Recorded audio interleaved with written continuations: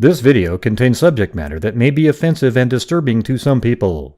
If you are the type to require a warning throughout a video or show, let this message serve as your warning. This channel discusses the harsh reality of true crime. If this warning is not sufficient for you, consider a different genre and unsubscribe from my channel immediately.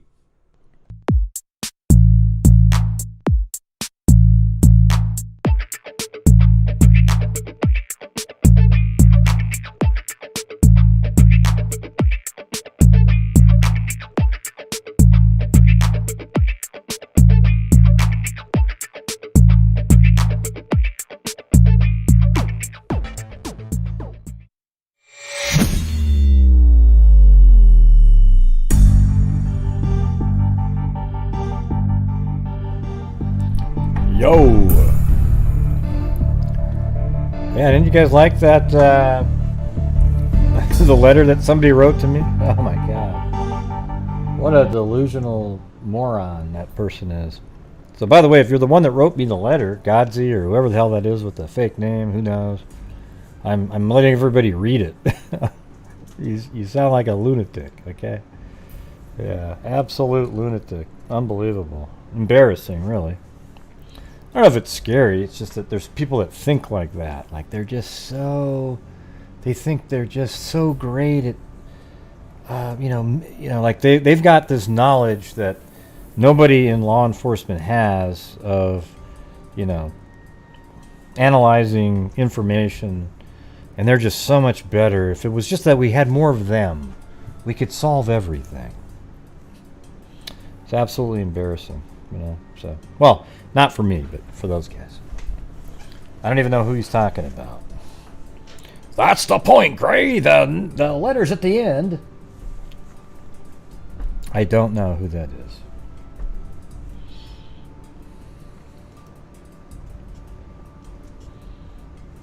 is. Yeah, but I don't know if he's scary. He's just one of those delusional people that, have grandiose thoughts about themselves, It's wild. Wow.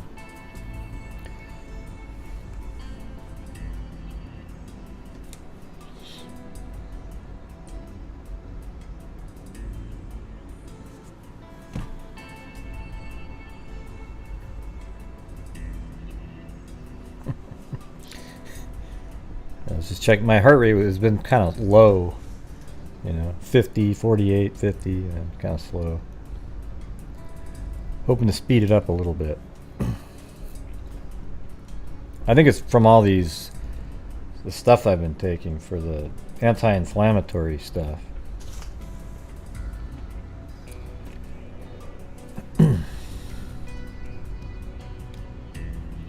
Yep, so we'll be doing the Delphi call-in show tonight.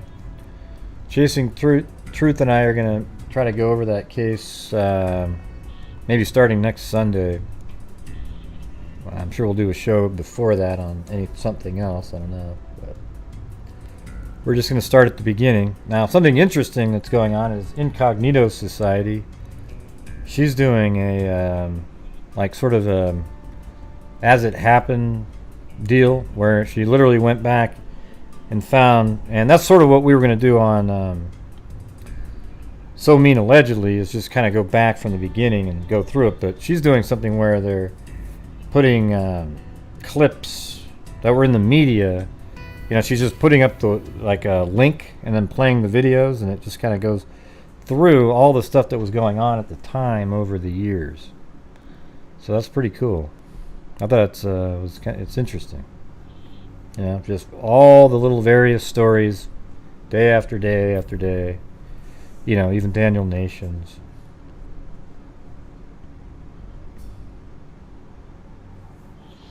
Yeah, I've been on her first show too. A lot of the videos that I've made on the case, especially early on, are ones that they're meaningful today. They're not like just some bogus, here's a pork chop on somebody's face, okay? That doesn't do anything. Okay, the thing that, I came up with the flow of the crime, and law enforcement actually was like, whoa, this is okay. This is probably how it went down. And that's why they, saw it, sent it to somebody else, then they got a hold of me. So that was actually a useful thing for them. Going through the whole thing, showing how it went down, and then I also try to put together, stick with the factual information on the case, day after day, week after week after week, and speculate reasonably on the facts that are available. And it just is. It is what it is. That's how it should be done out there. Some of the stuff that's been created over the years on the Delphi case, and the crazy theorizations and thoughts that people have, are just they're just pure lunacy, and they waste a lot of people's time and energy going down crazy rabbit holes. And that's the truth.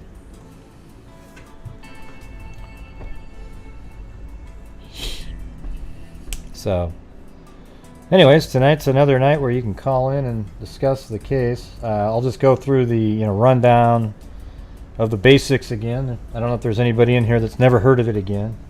I was shocked on Chasing Truth show the other day. Yeah, no problem. Have you done the animation part yet? The 3D animation on the bridge? I think that was a really useful one. It finally allowed people to see it in a way where, that makes total sense. For so long, people had no idea what was going on. Thank you, LM. Yeah. Oh yeah, you're doing it in order of like when the videos were created, right? And I do have the whole Jerry Holman one if you ever want to look at it. It's 29 minutes long, and there's a lot of stuff in there that you don't really see out there. I don't even think I played all of it on that interview, that video that you played. On the one that you played, I only played the part that was relevant to the idiots on social media who always, pretend that, everybody in law enforcement is some kind of a criminal and turn them in as a tip. Yeah. I don't know. Chadwell isn't somebody that's interesting to me. Okay, because the family was told that they're not interested, but who knows? Maybe they lied to the family and he is interesting.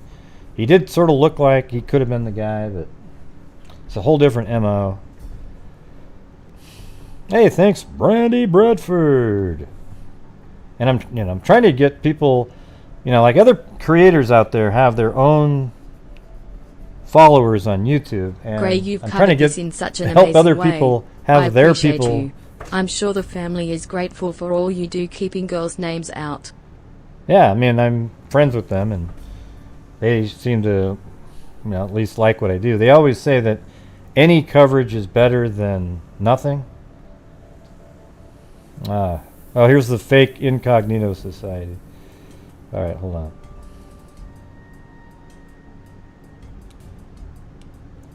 See, the Incognito Society that's real has a green on it.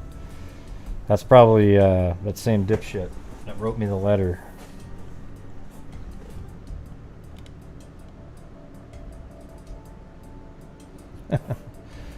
That's crazy. And tonight's like a Saturday because there's no work tomorrow or anything. So this could be a pretty bad troll night. I could see it happening.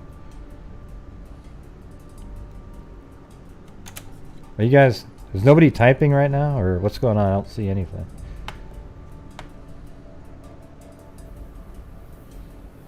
Oh, there you go. I put it on live chat. That switched everything around. I think they're covered. I didn't like some of the comments that the Derrick individual made, Danny B. I thought it was just, it showed sort of an unawareness of what some of the factual information in the case.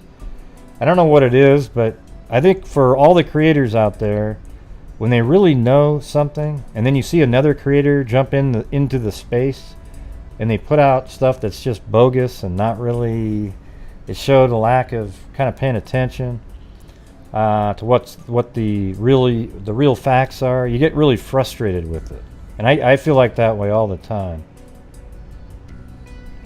I feel that way every single time. Thank you, Allie Cake. And Brandy Bradford. And LM. Oh, and there's Matt Pavia. Thank you. Yeah, and so that's why I get really frustrated with all of the people out there. I don't know. Why would he be mad at me? I don't know. I don't talk to Greeno. Okay? He does his own little shtick. I don't know what, whatever the hell it is out there. He does his own thing. I don't know.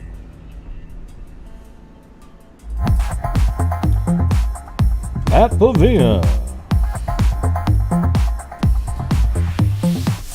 Yeah.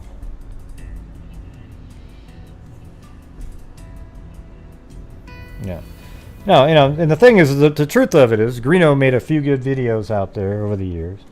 I thought, like, even the ones that some people don't like the reenactment thing. I mean, at least you're showing across the bridge, down the hill, and then across the creek. Recently, he did one where he went to the wrong bank. He went he went over to the highest possible bank, and it was like, no, that's probably not. If they were forced across, they would have gone downstream where it remained shallow, and actually the bank on the other side actually slopes down.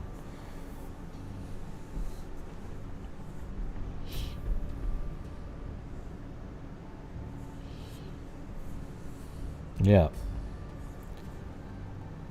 You're blaming the dancing taco. Yeah.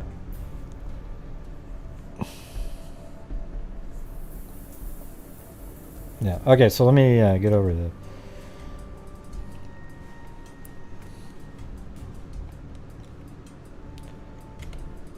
So right now we got 260. Hopefully some people are in here that have never heard of it.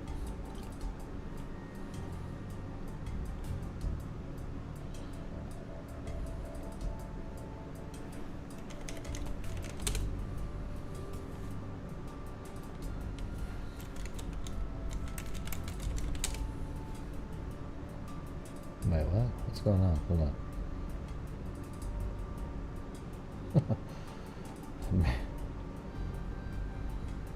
So many people doing that case. Yeah, if you see an incognito society that's not green, unless she's not green anymore, I can't remember. Oh yeah, she's still green. So if you see one that's not green, just block it right away.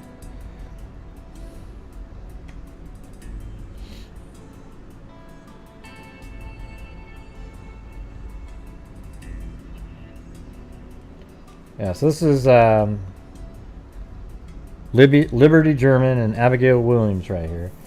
And I think Libby was 14 and she's 13. This is probably one of their later pictures right there. And, there's more. They were really good friends, like best friends, right? Oh, look at that. I have a still shot on Google right there.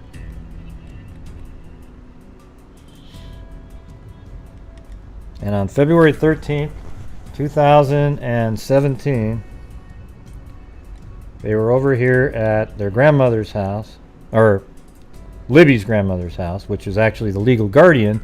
So I sometimes interchangeably say mom, because that's who moms are, the ones that take care of you, right? So anyways, they were over there, and they were helping out Becky, and Becky's the grandmother, and Mike, Patty. So it's Becky and Mike, Patty.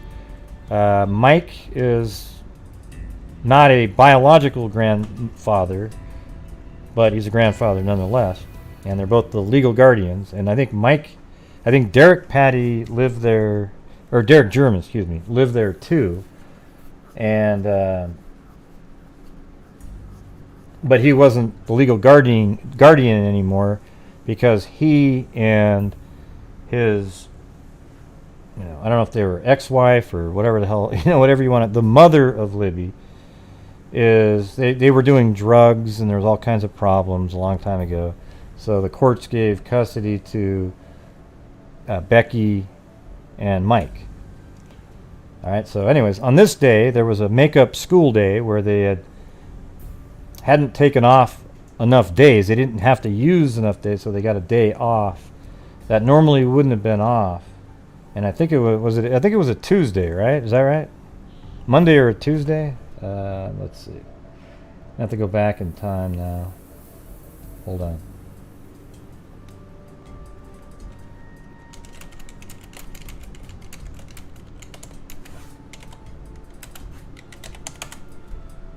That's a Monday. Okay, so they had a Monday off, and they were over here at the house helping Becky with some of her work things. And at some point, they got up and had breakfast, they were working, doing things, and they said, "Hey, Becky, can we go to the bridge? We want to take some photographs." So Abby and Libby wanted to go there and take some photographs and hang out at the Monon High Bridge, which was a common place for a lot of people to go. They go there all the time, and they, Libby used to go there all the time. Abby, not so much, but Libby and Kelsey would go there and take pictures. And Kelsey is the older sister of Libby, and I think she was maybe 2 or 3 years older. All right, here's another troll. Just keep getting rid of the little wackos like that. All right. So they were allowed to go to the bridge if they got a ride there and a ride back. So they secured a ride there with Kelsey German. And that's, let me type her name and I'll show you her. Okay, so this is Kelsey right here. She's been on my show multiple times. We're friends. She did buy a pair of New Balance shoes recently, so she can't really diss on me anymore for wearing, old person shoes, as she likes to call them. And it's just been amazing to watch her. She's really grown up into a very confident person. She was sort of thrust into the limelight, for lack of a better term, because her sister died, and she gained a lot of confidence having to go on various shows and talk shows, going to Crime Con, giving speeches, and now she's just, boom, boom, boom, boom, boom. I mean, she can do anything. It's funny, too, because I think you can almost see it in this picture here. That color of her face right there is what her... I'm sure it's just a weird lighting on that one, but her face would turn, like, beet red if she was nervous about something. But now it doesn't even turn red. She isn't nervous at all. She just boom. So that's pretty amazing. And let me see if Derrick German's in here. There's very few pictures even of him out there. Shoot, let's see.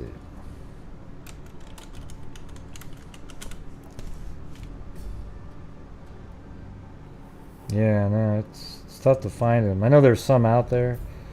He's really a pretty large guy, so he's not. A lot of people are like, "Hey, is he the killer on the bridge?" It's just the stupidest crap you've ever seen. Okay, no, he's not the guy. Okay.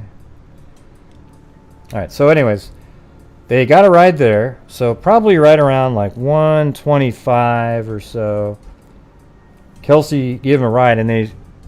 Apparently they didn't actually secure the ride home, but they knew that they could call Derrick at any time and he would get them. And Derrick, at that time, was going to be gone for an hour and a half to 2 hours because he went this route right here.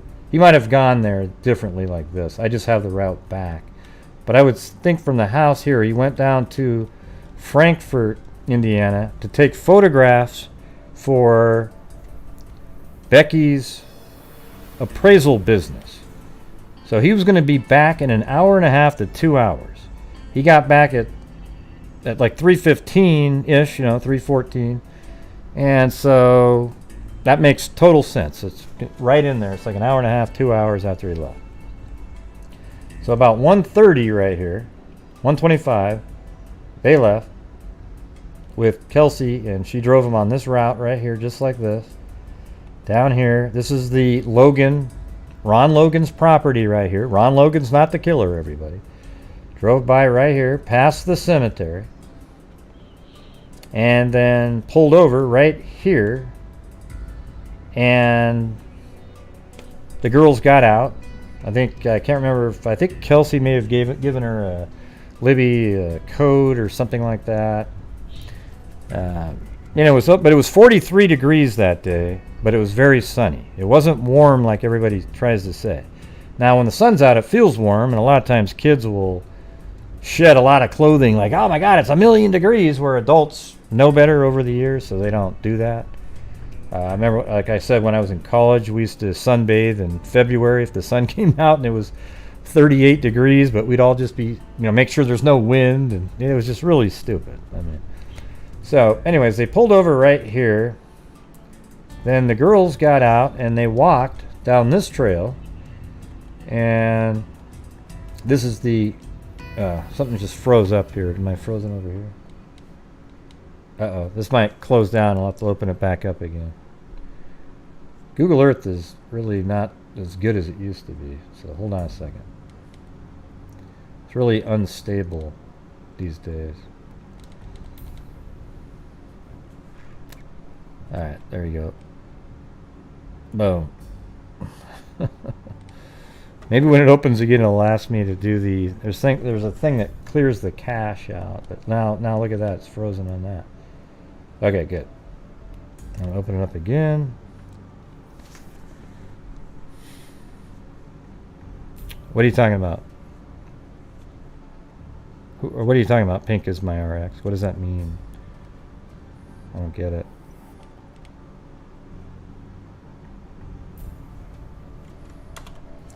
Alright, I think I'm going to have to do some things where I'm closing down the actual... I had to go into my task manager, find Google Earth, shut it down fully.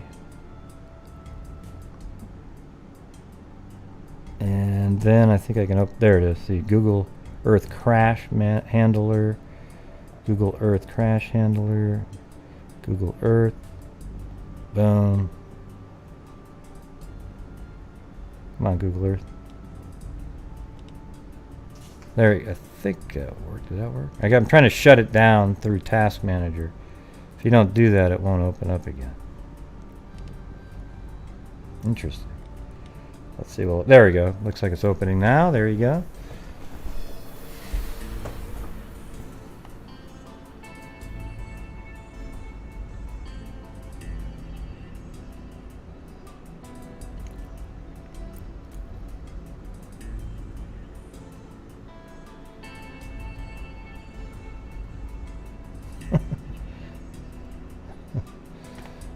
I'm confused at some of these comments in here. Yeah, she's had that for a while, Don. Yeah. You just heard that now. See, now look at everything that's dark on here. What's going on? Shoot. Google Earth.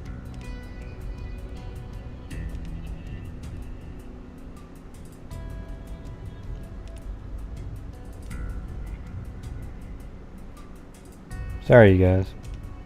I can see, like right here, see this Task Manager? Google Earth is right there. And I'm trying to, when I end the task, it doesn't let me end it for some reason. Maybe there's another Google Earth somewhere.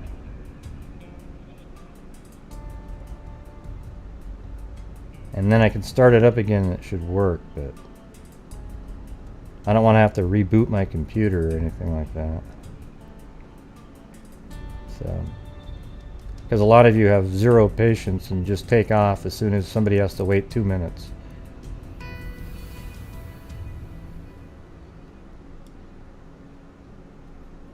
Yeah, I don't see it right there. Let me try it. Just opening that again. Okay, good. There we go. Launch the repair tool. That's what I want to clear. Maybe I'll switch to that.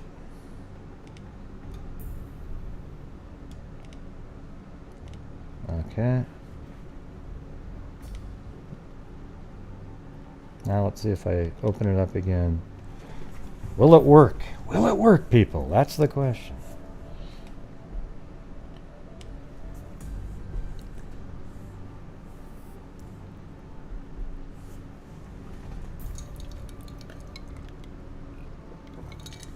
Yeah, so a lot of people have ADHD. It's not really that. People just... Everyone's minds work quicker now because everything's just like that. So I'm not sure what's going on here now. I don't see anything. Well, you guys, I might have to reboot the computer because on this case, the maps are really important. And the stream will still be going. It'll just be blank for a few minutes. Will some of you actually sit here and wait? Because it'll take about 4 or 5 minutes to restart this thing. Is that okay? All right, I'm going to do it.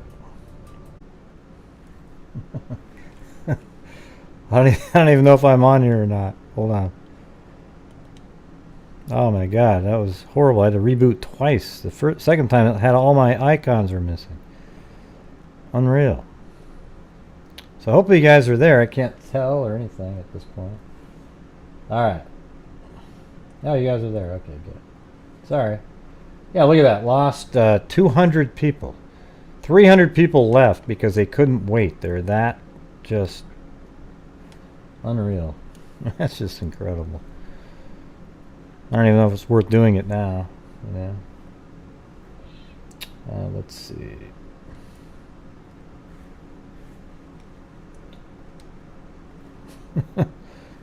It's unreal, man. Just such flaky people out there. Unreal.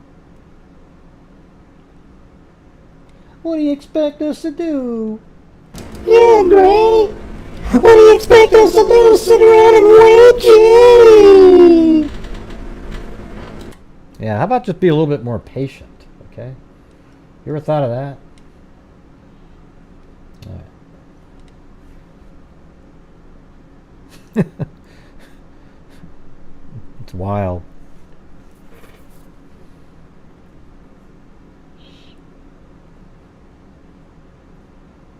Everything's a little bit slow now. I gotta load stuff up.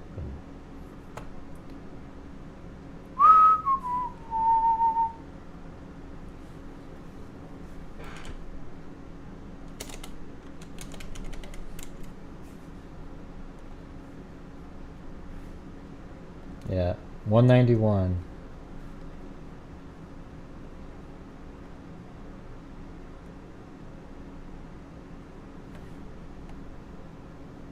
It looks like it's trying to open some things up, I can tell. So, unfortunately, I had to reboot twice. I came all the way back on, and then none of my icons were on the screen, so I just did a hard, stop, killed the whole computer, and then restarted it again. Alright, we got the music in the background. Does this work? Okay, everything seems to be working. Yeah, it's not too bad, but all right. So as where we left off, everybody, was remember the whole ride there from Kelsey driving around. Went this direction, then down here, past the cemetery. They were dropped off. Kelsey told Libby she loved her. Gave her a coat, I think, and then went this direction. The two girls, Abby and Libby, walked like this. Now, they were dropped off at 1:37, and they're pretty sure about that time because right at that moment, Kelsey called her boyfriend at the time, and so that time was known. So it was about 1:37 when they were dropped off. So it was 1:37, and then from here... I think a cool way to do this would be to go through and play some other videos that are out there that actually show that walk a little bit. But I think I have a video. The Flow 3 video is close. Is good enough for that. So hold on, let me play that one.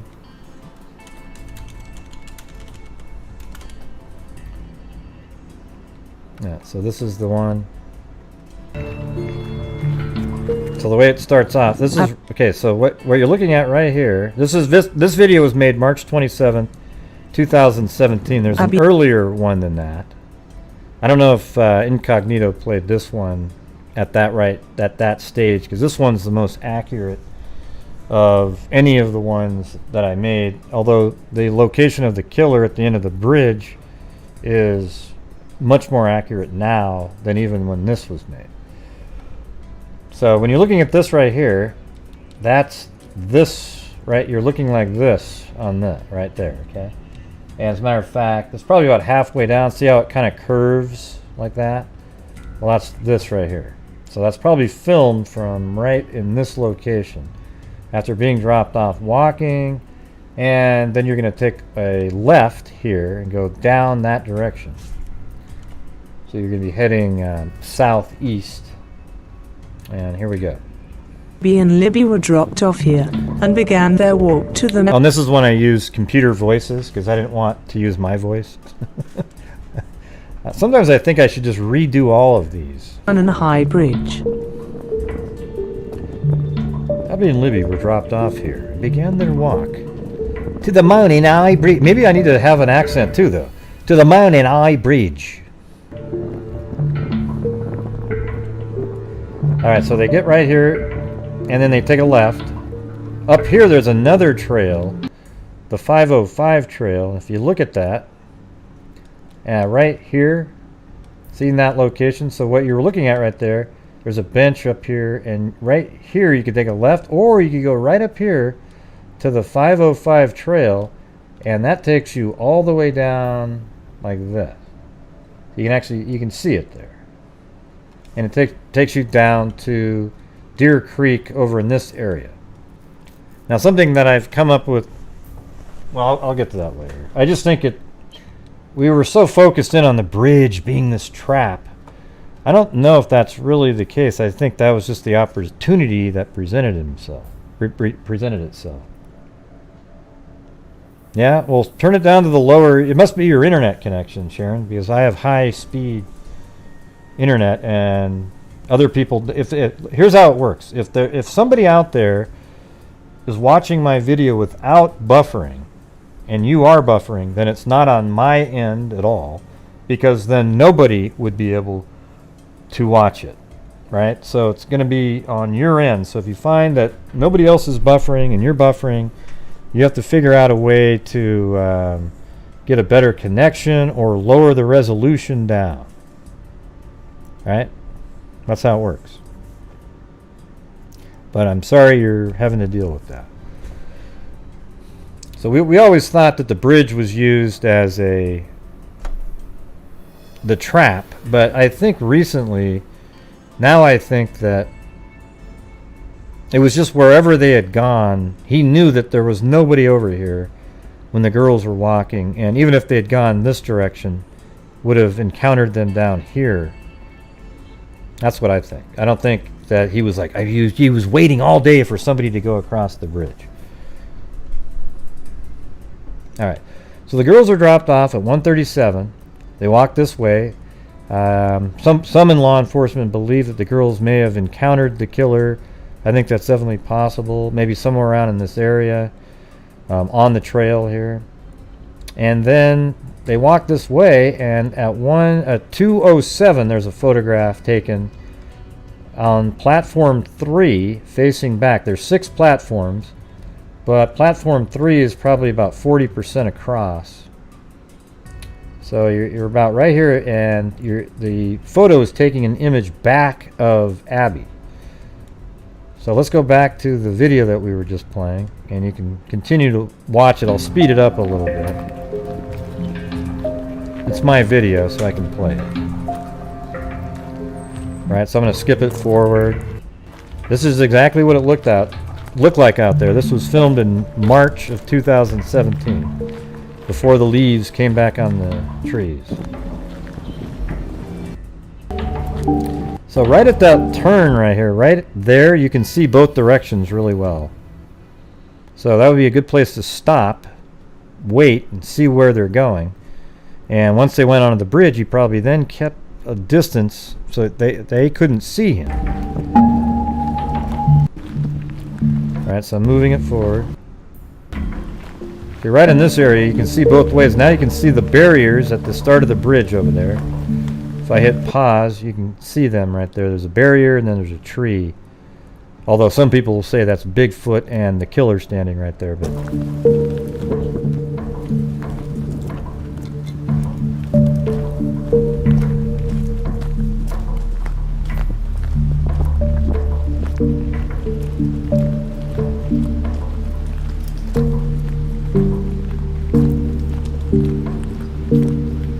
The video is approaching the red gates that many claim are actually people, in the photo with Abby in it. As you can see, it's merely a gate with a tree.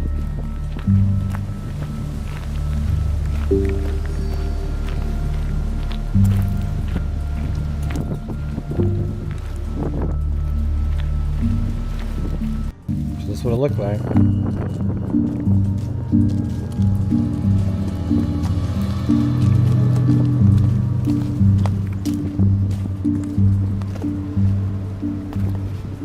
Unfortunately, the camera didn't have stabilization on it. But this is what this is very accurate of what it feels like out there.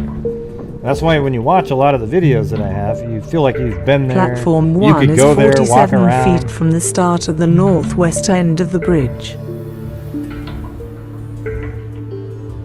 I could go there and know exactly how to get everywhere. And I've never been there. And I think most of you could too after watching all these. So there's platform 2 up there. There's 2 photographs that we've seen that were uploaded to Snapchat by Libby. And there's other photos that are on her phone. We just don't get to see those because law enforcement has those. And I will guarantee it that they don't have an image of the killer. Platform 2 or is they would have released it. 187 feet from the northwest end of the bridge. Shot 1. So here we go. Watch this. Here Platform we go. 2 Here to we go. Vine is 42 feet 9 inches, approximately 36 feet to Libby's camera location and approximately 236 feet from the northwest end of the bridge. It's right there. I can see it already. The vine on the ground. Right here.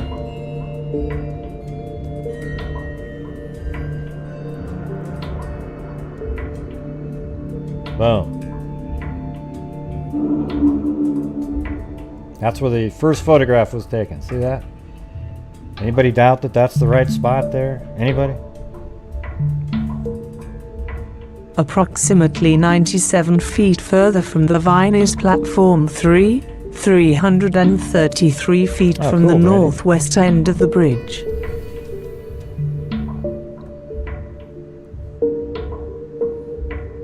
Shot 2. Libby positions herself on Platform 3 and takes a picture of Abby. Abby is 13 feet 4 inches from the edge of the platform. The image is taken at 2:07 p.m. on February 13th, I had a better shot that I should have 2017. paused it at when it was down lower. But anyways, that's the spot. And she's probably standing a little bit further back on the Abby platform. and Libby continue southeast.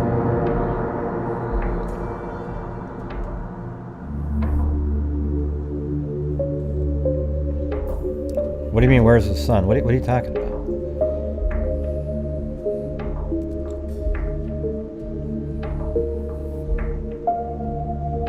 In the sky?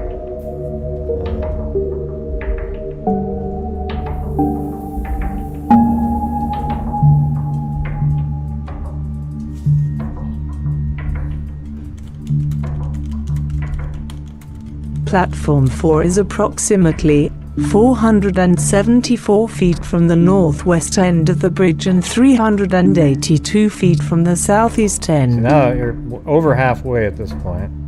This is the forked tree. These trees right here, these cluster 1, 2, 3, make up what look like the forked tree behind the killer.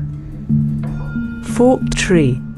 These trees are what make up the forked tree in the background of the suspect image, as you will see later. The forked tree is approximately 567. Alright, so I'm going to pause that there, and then I'm going to go back and show you the animation from the beginning over here. See, this is the same shots. That's platform 3. She stops, takes a picture of the full length of the bridge. That's that shot right there. Abby's behind her, obviously, because she's not in the photograph up here. So that means Abby is behind Libby, and Abby wasn't really comfortable on that bridge anyway. Now, Libby gets onto platform 3, probably back over there like that. Takes a shot of Abby walking. You know, it's not exact or anything, the way I have it there, but boom. She's taking that photograph backwards.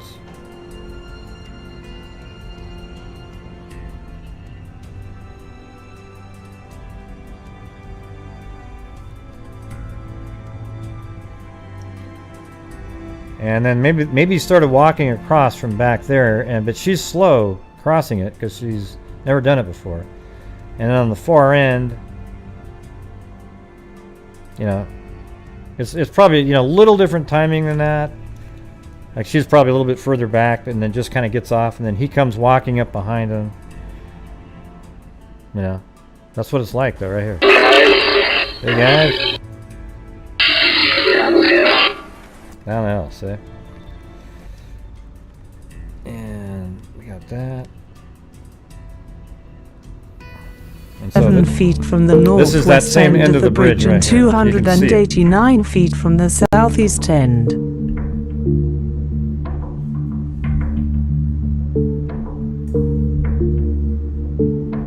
Platform 5 is the platform behind the suspect in the video still.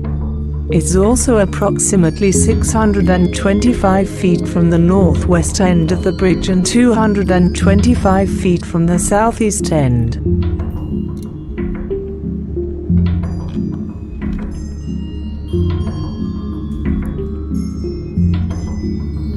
They might have touch DNA, Callie, we don't know.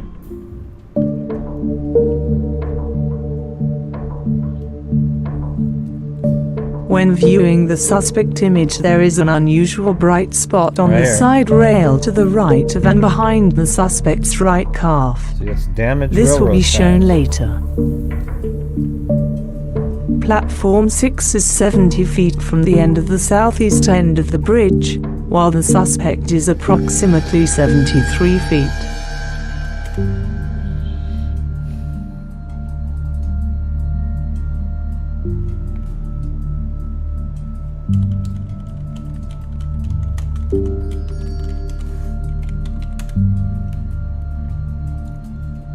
Abby and Libby were off at the southeast end of So they put crime scene tape there because this is kind of where everything went down. This is the crime scene here. So that's why when you listen to some of these podcasts that talk about, oh, the crime scene's anywhere under the bridge. Well, no, it's not. It's not anywhere under the bridge. It's over here because this is where they were encountered. They went down the hill right there, and then they were found, about 150, 180 yards away across the creek. So that is the crime scene right down below there and across the creek over there. So they blocked off that area so people wouldn't go down there.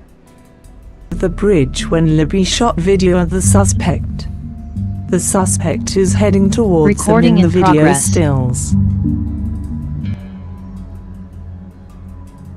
Oh yeah, so that white part right there, that little dot you see, is that damaged railroad tie. The side railroad, and you can see it right As there. you can see, the light area, as discussed earlier, is on side rail in both images. Platform. You know, believe it or not, even after I would show people this right here, they go, I don't know, man. I think it's still on the other side of the bridge. What are you talking about? You got the forked tree, the white nodule thing there. I mean, every single thing lines up. I think that this right here, though, it's hard to, this isn't the image I would use now as a reference.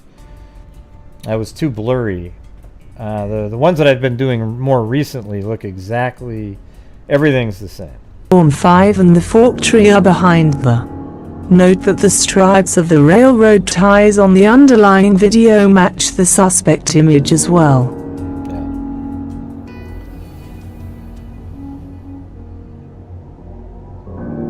The suspect likely forced Libby and Abby down the hill at the southeast end of the bridge.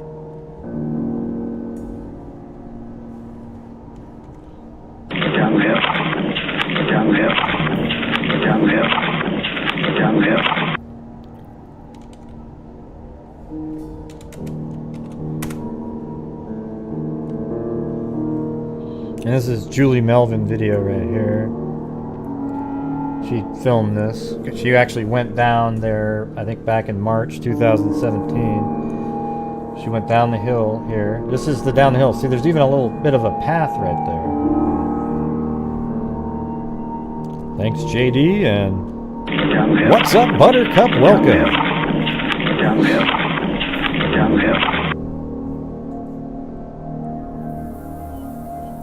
Down the hill.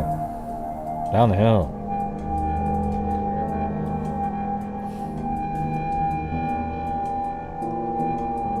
Man, sounds just like Daryl from Walking Dead, man. Absolutely the same. To where the bridge is. I might even tip that guy in soon. Come across here. Even though he was in Georgia probably filming some episodes, who cares?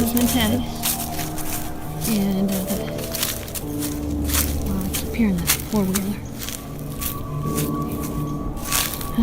Down the hill. You see him across there? She actually refers to me in there. She goes, this is where that guy on YouTube's talking about the bent tree. So does he own to all the way here to the actual creek? I just want to give people to show So you can see the shallow area right again, there. like the guy had in the video. See that limb? See That's that an part? outstanding There you go. limb.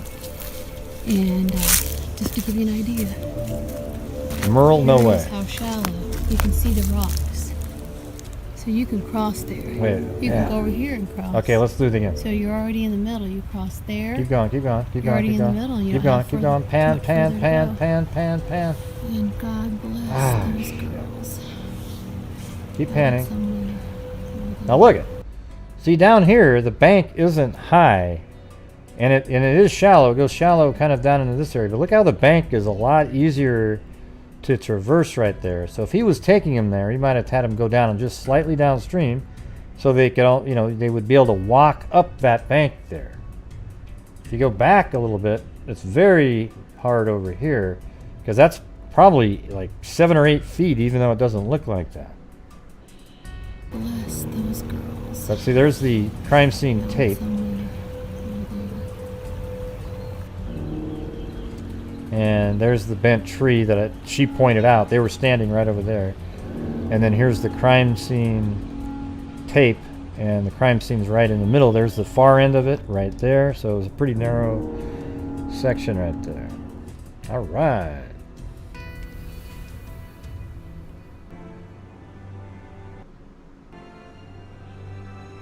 And Becky used to tell people to watch this video, because that's about as close as you can get to how it was on the video itself.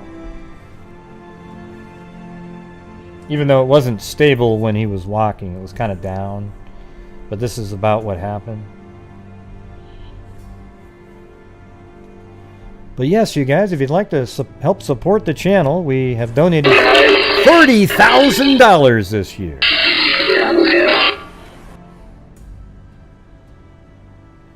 Wow. That's so loud. I have that so loud. Yeah, and next week we'll probably be doing... I'll probably send another 500 or so to the Libby Nabby ballpark. But we got to build up the funds up until then to be able to do it. So, thank you, Emily Flotilla. Yeah, so on the 5th, what's the day? On the 12th, we'll send 500 more to the Libby Nabby ballpark. Or we could do something like, in honor of them, to, I don't know, Knick-Knack or something like that. Again, I don't know. I guess they were missing for a little bit. It doesn't say guys down the hill like that. Hey guys, could be 10 seconds later. Down the hill. Thanks, Lynn M and Stacy M.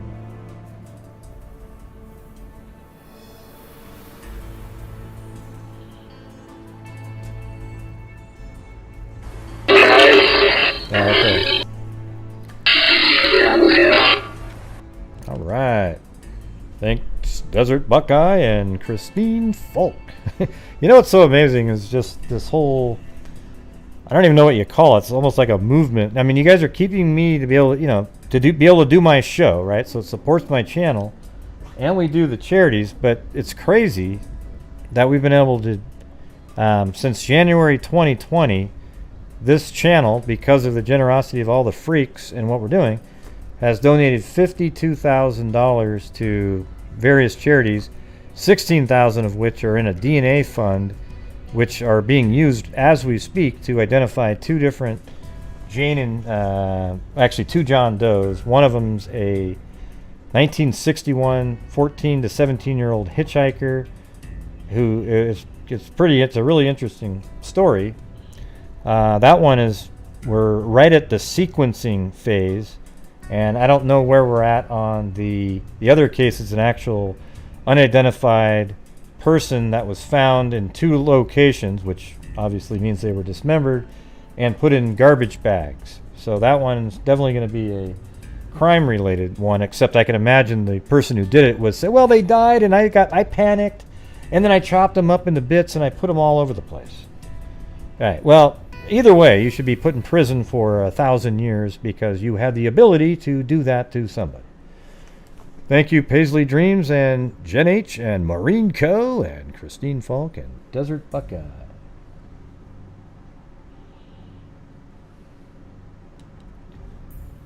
Although I guess 1,000 years is a bit harsh, right? I mean, who lives that long anyways?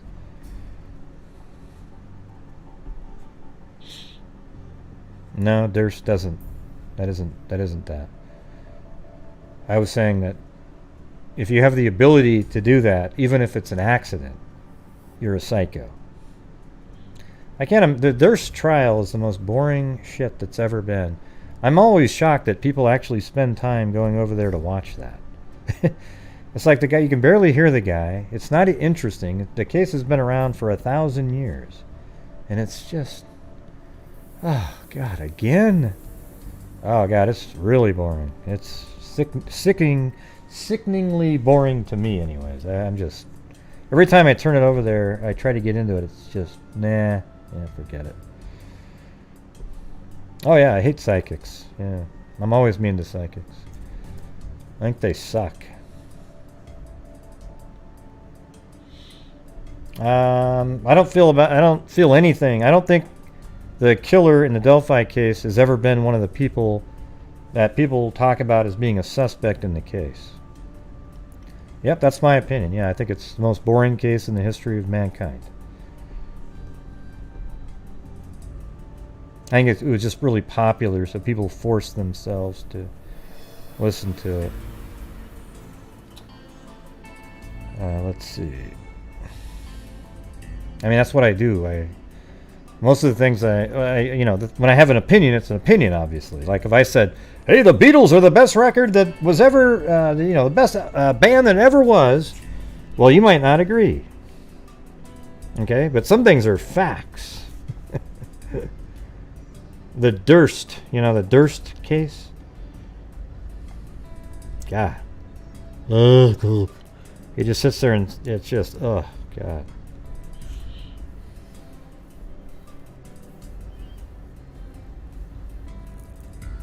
I guess maybe it would be interesting if I could start all over again and like just listen to every second.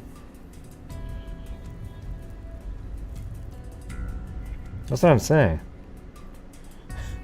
Yeah, see, I don't know why you think it was interesting watching him testify. I tried watching him for an hour once, and the whole time I was just, man, you can barely make out what he says, first of all, and yeah, he's a really creepy dude, that's for sure. No doubt about that.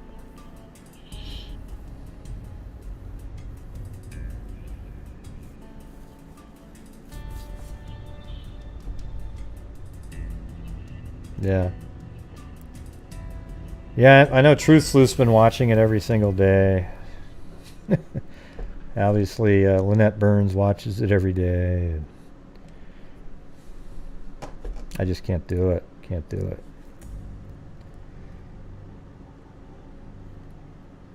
Do a poll to see who would walk across the bridge. Well, I think it's not going to be accurate because everyone's going to say, "Oh, I would do it." You'd have to see it, I bet.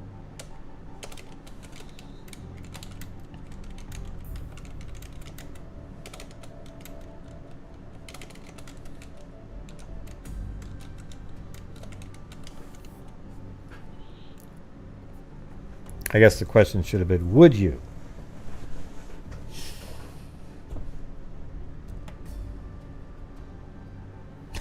I know, it's crazy, Cindy. I don't know. I guess if it was something that you had been following over the years anyways, maybe it would have been interesting. But just starting cold at the beginning.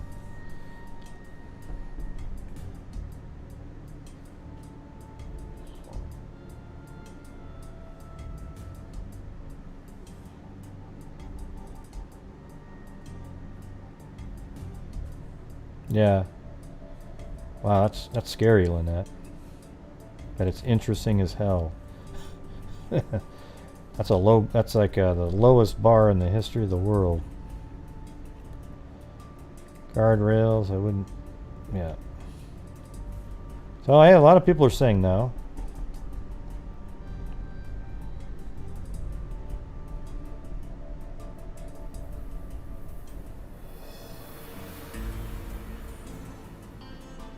Alright, let me hit the... I'm going to end the poll here.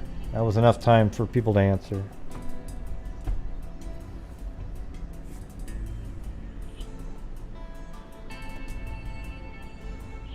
And the came down to no, 75%. So that really means it's about 10, right? Because there's people in there that said yes, that really wouldn't when they saw it. Don't you agree with that? Hey, come on, Lynn, that's not a jab. I'm just saying it's a low bar. That's like, oh, man. I could say you're jabbing at me by saying it's really interesting. You know, it's the same thing. I'm just saying the reverse of what you're saying. Don't worry about it.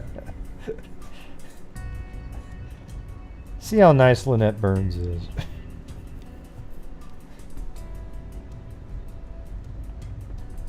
Okay. Yeah, I mean, there's been interesting people over the years. You know, Paul Edders. You know, there was Daniel Nations early on.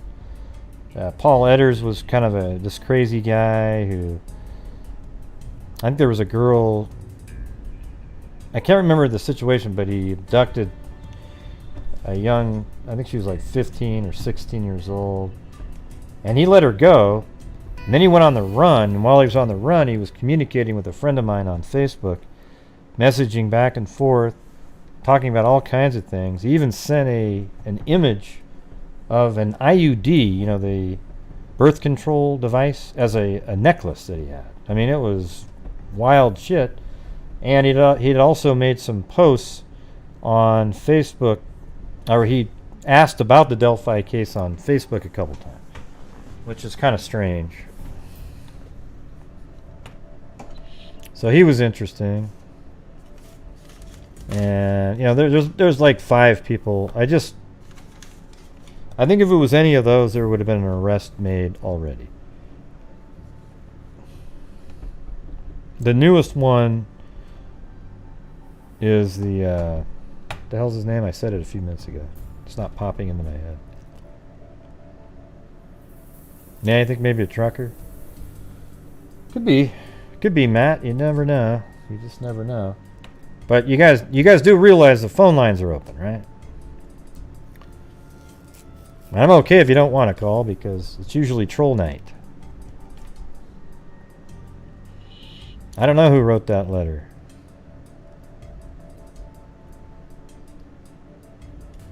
I don't even think that's his real name on Google. I think it's just some bogus person that just had nothing better to do. I get stuff like that all the time. I'm just showing you guys because it was so long. Is that really your name, Negan? I don't think so, because you actually have a picture of Negan with, I think, the bat.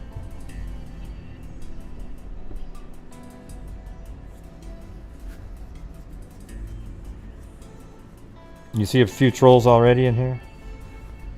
Thank you, Kathy, Friday Maker.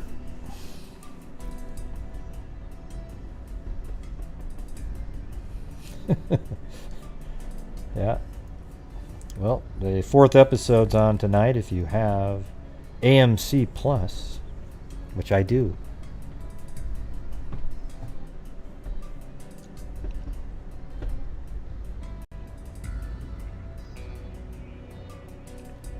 Psychotic breaks. I guess. I don't know. He had a Georgia type accent. Who did? I don't agree with that. I don't think you can pull out an accent from guys down the hill. Yeah. It's not like he went, guys, down here, mate. Yeah, he didn't say that, right? It's just, guys, down the hill. Gosh, Gray, you sounded just like it. Have you ever been turned in? Gee. Well, as a matter of fact, I was turned in one time. After I made my flow video, the very first one, on February 22nd, by the way, everybody, 2017, just 9 days after the murder, they go, Gray, you don't know shit, man. You don't know a damn thing. You suck, man. You don't know anything. What are you talking about? It was on that side. What are you talking about? What are you talking about? Then they turn me in and they say, this guy knows too much. He knows too much. They put me on the Carroll County Facebook page tip thing. So they tip my video in and say, he knows too much. So which one is it, clowns? All right. So anyways, one of the officers reviewing all the tips went, wow, that sounds good. That sounds totally legit. And then they forwarded it on to the prosecutor, which means that, people go, the prosecutor obviously isn't contacting me because I'm a suspect. That's not who does that. It's detectives and things. They do the case. And then when he called me, he just said, hey, I could provide you with more information so that you could be a little bit more accurate. And if we ever take this to trial, I'd hire you to create some graphics maybe, if it ever gets to trial. But it hasn't, and he's not the prosecutor anymore. Does anybody not believe what I just told you? Put a 1 if you don't believe it. Yeah. Put a 1 if you need proof of what I just said.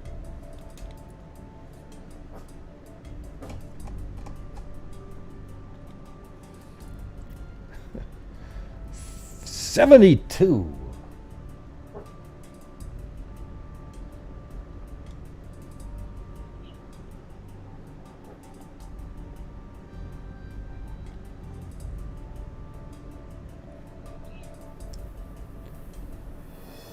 What is that?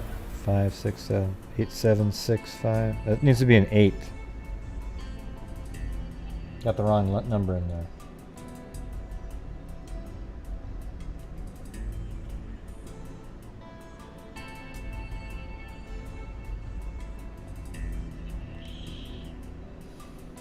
Alright, so here it is. I'm going to play it. I'll play it for you as my proof.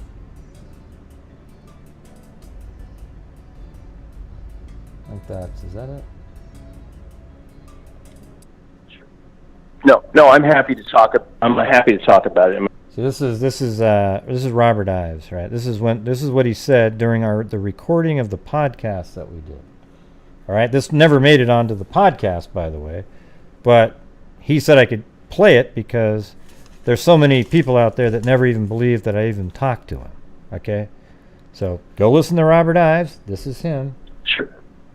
No, I'm happy to talk. I'm happy to talk about it. I'm in favor of publicity for it any time. As I told Gray, I have a lot of respect for Gray. He got involved creating videos way at the beginning, and I was very impressed with the work he did. Had we ever gotten to a point of having a triable case, I might well have hired him to produce some graphics for me because he did really wonderful work, and he and I have communicated on and off over the last couple of years, and I do trust him. So what can I do for you, Mike? Yeah, I mean, that felt so good when he said that. I mean, he didn't tell me, that wasn't until that podcast, but it was cool to actually have the absolute, the vindication of him actually having that conversation with me that nobody believed over all those years. Okay? I could say it over and over again. It didn't matter. But when we made the podcast in 2019, there it is. Okay. So it always made me feel good that he said that, but it was good just to go, see you jackasses. You know, nobody ever believes you when you tell them something.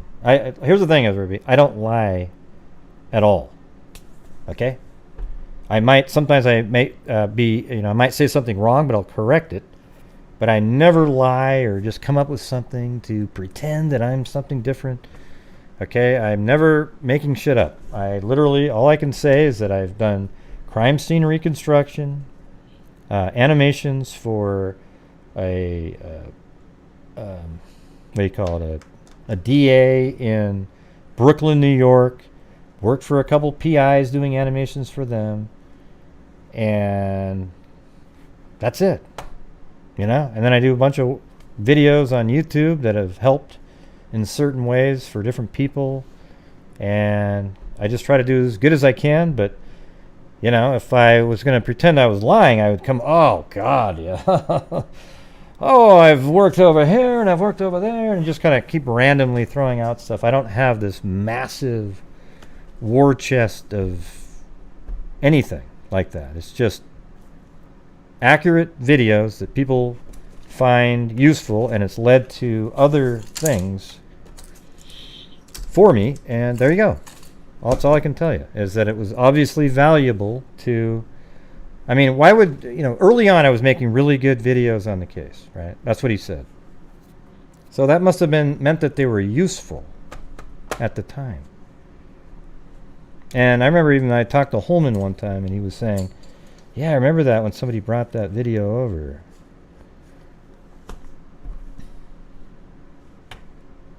Oh, tons of people don't. Like, you'd say it, and then in the chat they'll just say, oh, yeah, come on. Yeah. Tons of people. None of the trolls believe any of that stuff. Just like you have to prove every time you make a donation, you have to show it on the screen. Then you have to go over to your inbox. And then you have to show the receipt coming in. And then it's just over and over and over again. Never ends.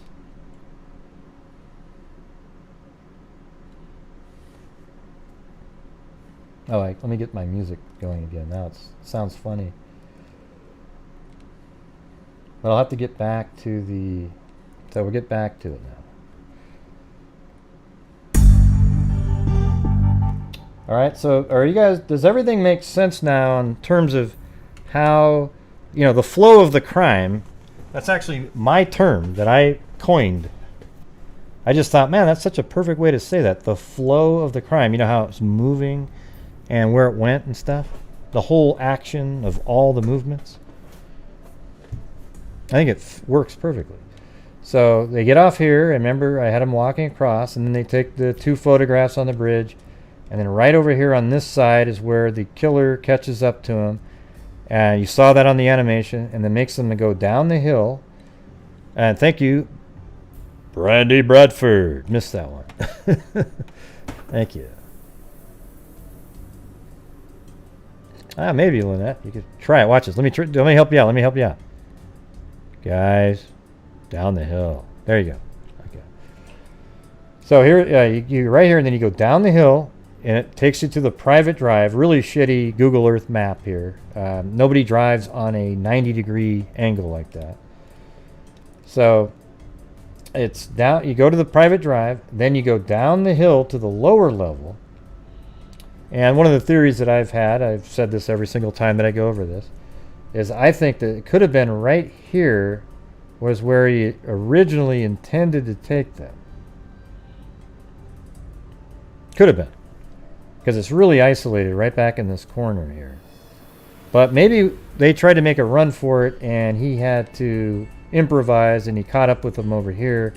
And then they were found right over here on this side of the creek later. They were dead. They had both been murdered right over here. So he has them go down, and somehow they ended up over here. A shoe was found somewhere over on this side of the creek.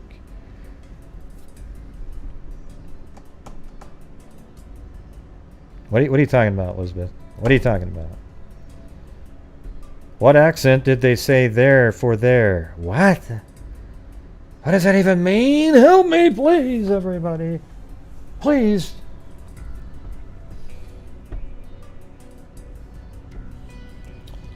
Oh. Oh, wait. Got somebody in here. We've got somebody waiting. Hold on.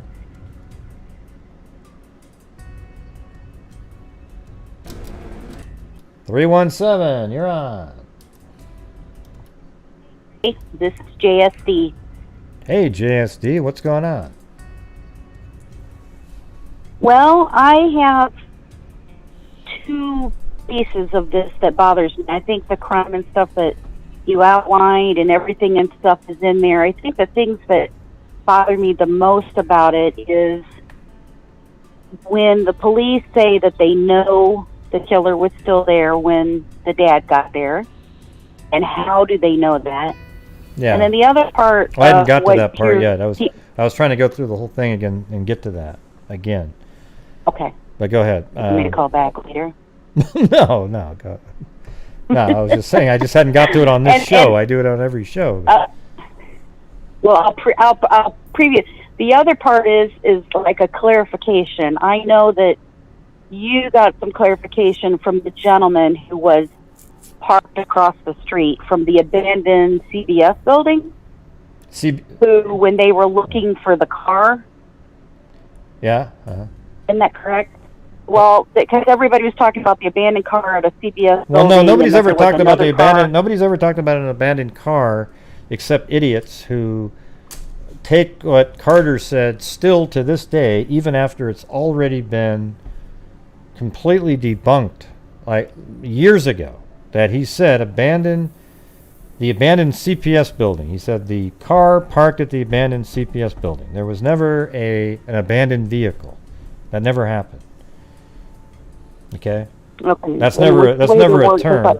I don't mean I'm not saying that you're an idiot. I'm just trying to tell you that there's these people that keep selling. That's okay. There's people out there that keep. Well, there's still people out there that keep selling it that way to people, and then someone like you might hear it and go, "Oh, wow, it's an abandoned vehicle." It isn't, because if it was an abandoned vehicle. I think the way it was worded in the second press conference is what happened with that, because I. Well, I know I've said that 1,000 times. Listen. In the 2019 press conference, he said there was an abandoned vehicle at the CPS building, and I thought I think that's inaccurate. It's the abandoned CPS building because it's not being used anymore, and that screwed everybody up because wow, there's an abandoned vehicle here. You would actually know who that was, right? You would actually be able to look at the vehicle, find the VIN number and track it down and get right to the source. But that's not, so it was really obvious. So I sent an email to Carter that same day and I said, "Hey, can you clarify this? You said it wrong, in my opinion." And then, so he didn't respond. Yeah. It was Holman that sent me an email back. And he said that, yes, the car, it's the abandoned CPS building that there was a car parked at the abandoned CPS building, and they want to know who the driver of that vehicle was. Okay, so I put that out there 2 years ago, read the email online, and yet there's still little segments out there still talking about how it was an abandoned vehicle, and it just drives me nuts. Okay. Yeah. So it helped me then understand this. How do they not know who the driver is if the car isn't there? They don't know who the driver is. I just said that. They want to know who they want to know who the car is. They want to know who the driver. I've already gone over this many times. Are you new here? Or? I've said the same thing. I'm fairly new. So if you look, I have a newbie logo on there. Okay, so here's what it is. It's like here it is. It's like this. Watch. What the sentence is: we want to know who the driver of the vehicle parked at the abandoned CPS building is. And see, that's an interesting comment, right? Because it means that they know what type of a vehicle it is. They just don't know who the driver is, right? And for me, the reason they're putting that out, they just want to know who the driver of the vehicle that was parked at the abandoned CPS building. And apparently there was 2 cars in the area, because the guy that I found on the news and then I called him up. His car was parked right here, like a little bit south of the CPS building. And then the car that was actually parked at the CPS building was backed in a way where you couldn't read the license plate. So apparently they know what type of vehicle that was. I bet you it's like, it was a, let's just say it was a black Chevy Malibu or some crap like that, right? And it was backed in. And they know the vehicle. They just want to know who the driver of it is. And I don't even think that they're really looking for the driver. Here's what I think they're doing. This is just my guess of what they're doing there.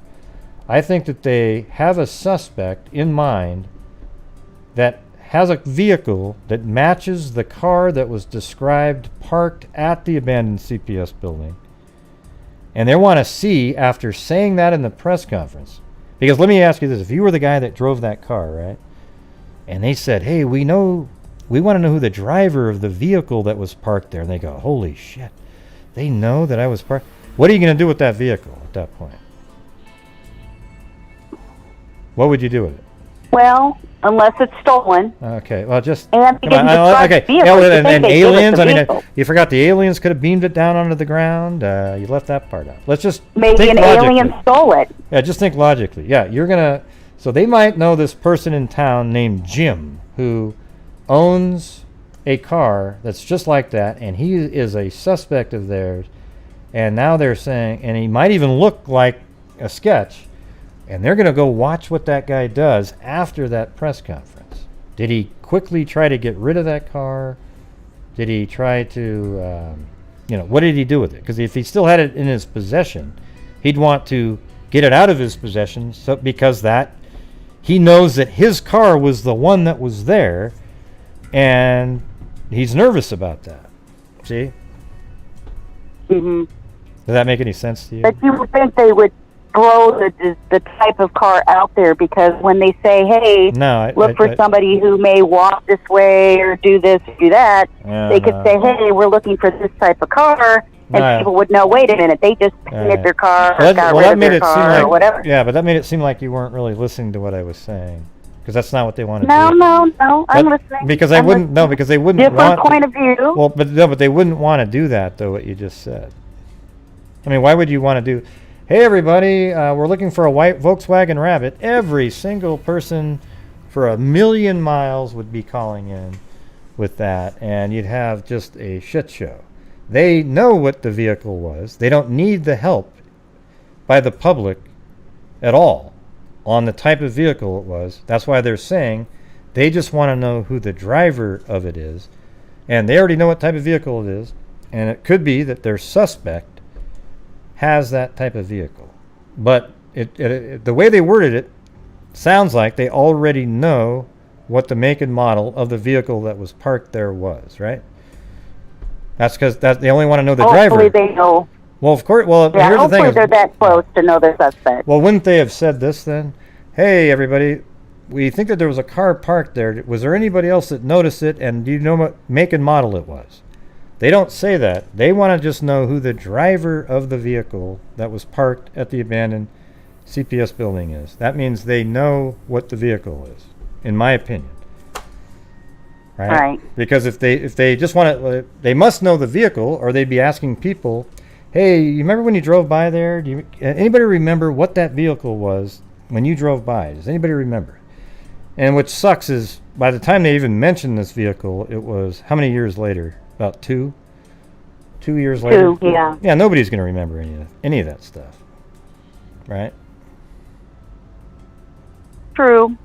So how do you think they know that the person was still in the park? Well, I think that it's possible that, my opinion is that there was a camera at this property right here that's right across the street from the parking area where the girls were dropped off. I think like the Myers place or something like that, I think it is. Yeah, I think it's either there, or I know this building here has a camera. I think you can actually see that little black thing, although that's probably too big, so maybe not. But there is a camera on this building right here that faces the road right there.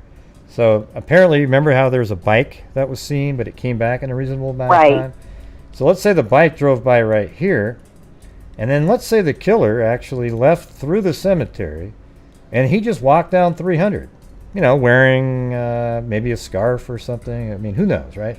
Walking down, you're not going to be able to, even if he didn't have a scarf on and he's walking, people driving don't have enough time to notice anything on you, like your face and what it would look like for a sketch artist, really.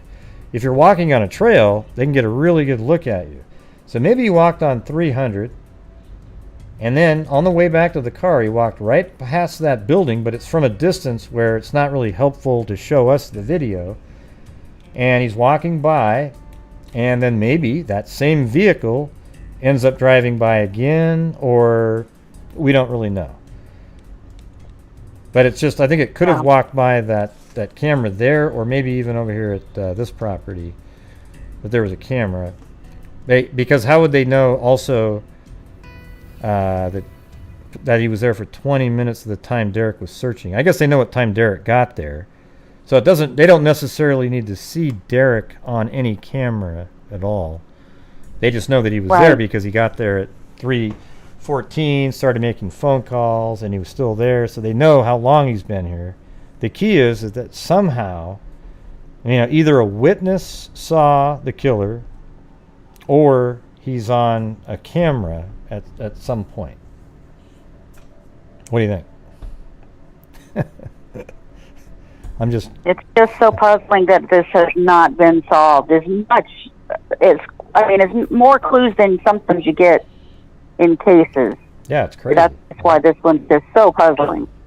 Well, it's frustrating because, it's the, oh my God, you got a picture of the guy? You heard him? Oh my God, we got it. You're probably dancing a jig when they pulled that video off that phone, right? And it turned out to be nothing. Didn't help. It's not nothing. The truth is the video and audio is why this case is huge. And that is why it's all over the media, talked about endlessly, because of that video. If that video didn't exist, or any of those images, well, actually, those images could still be on the phone.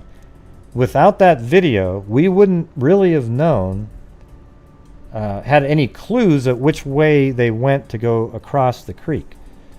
Because those two photos, the ones that we've seen, they might have had more that kept spanning across the bridge that might be on that phone. But we wouldn't have a clue how, what side they went off of. Because we would have just been like, well, they could have went back on the the northwest side, maybe the southeast side. You wouldn't know. The audio and video is why this case is huge.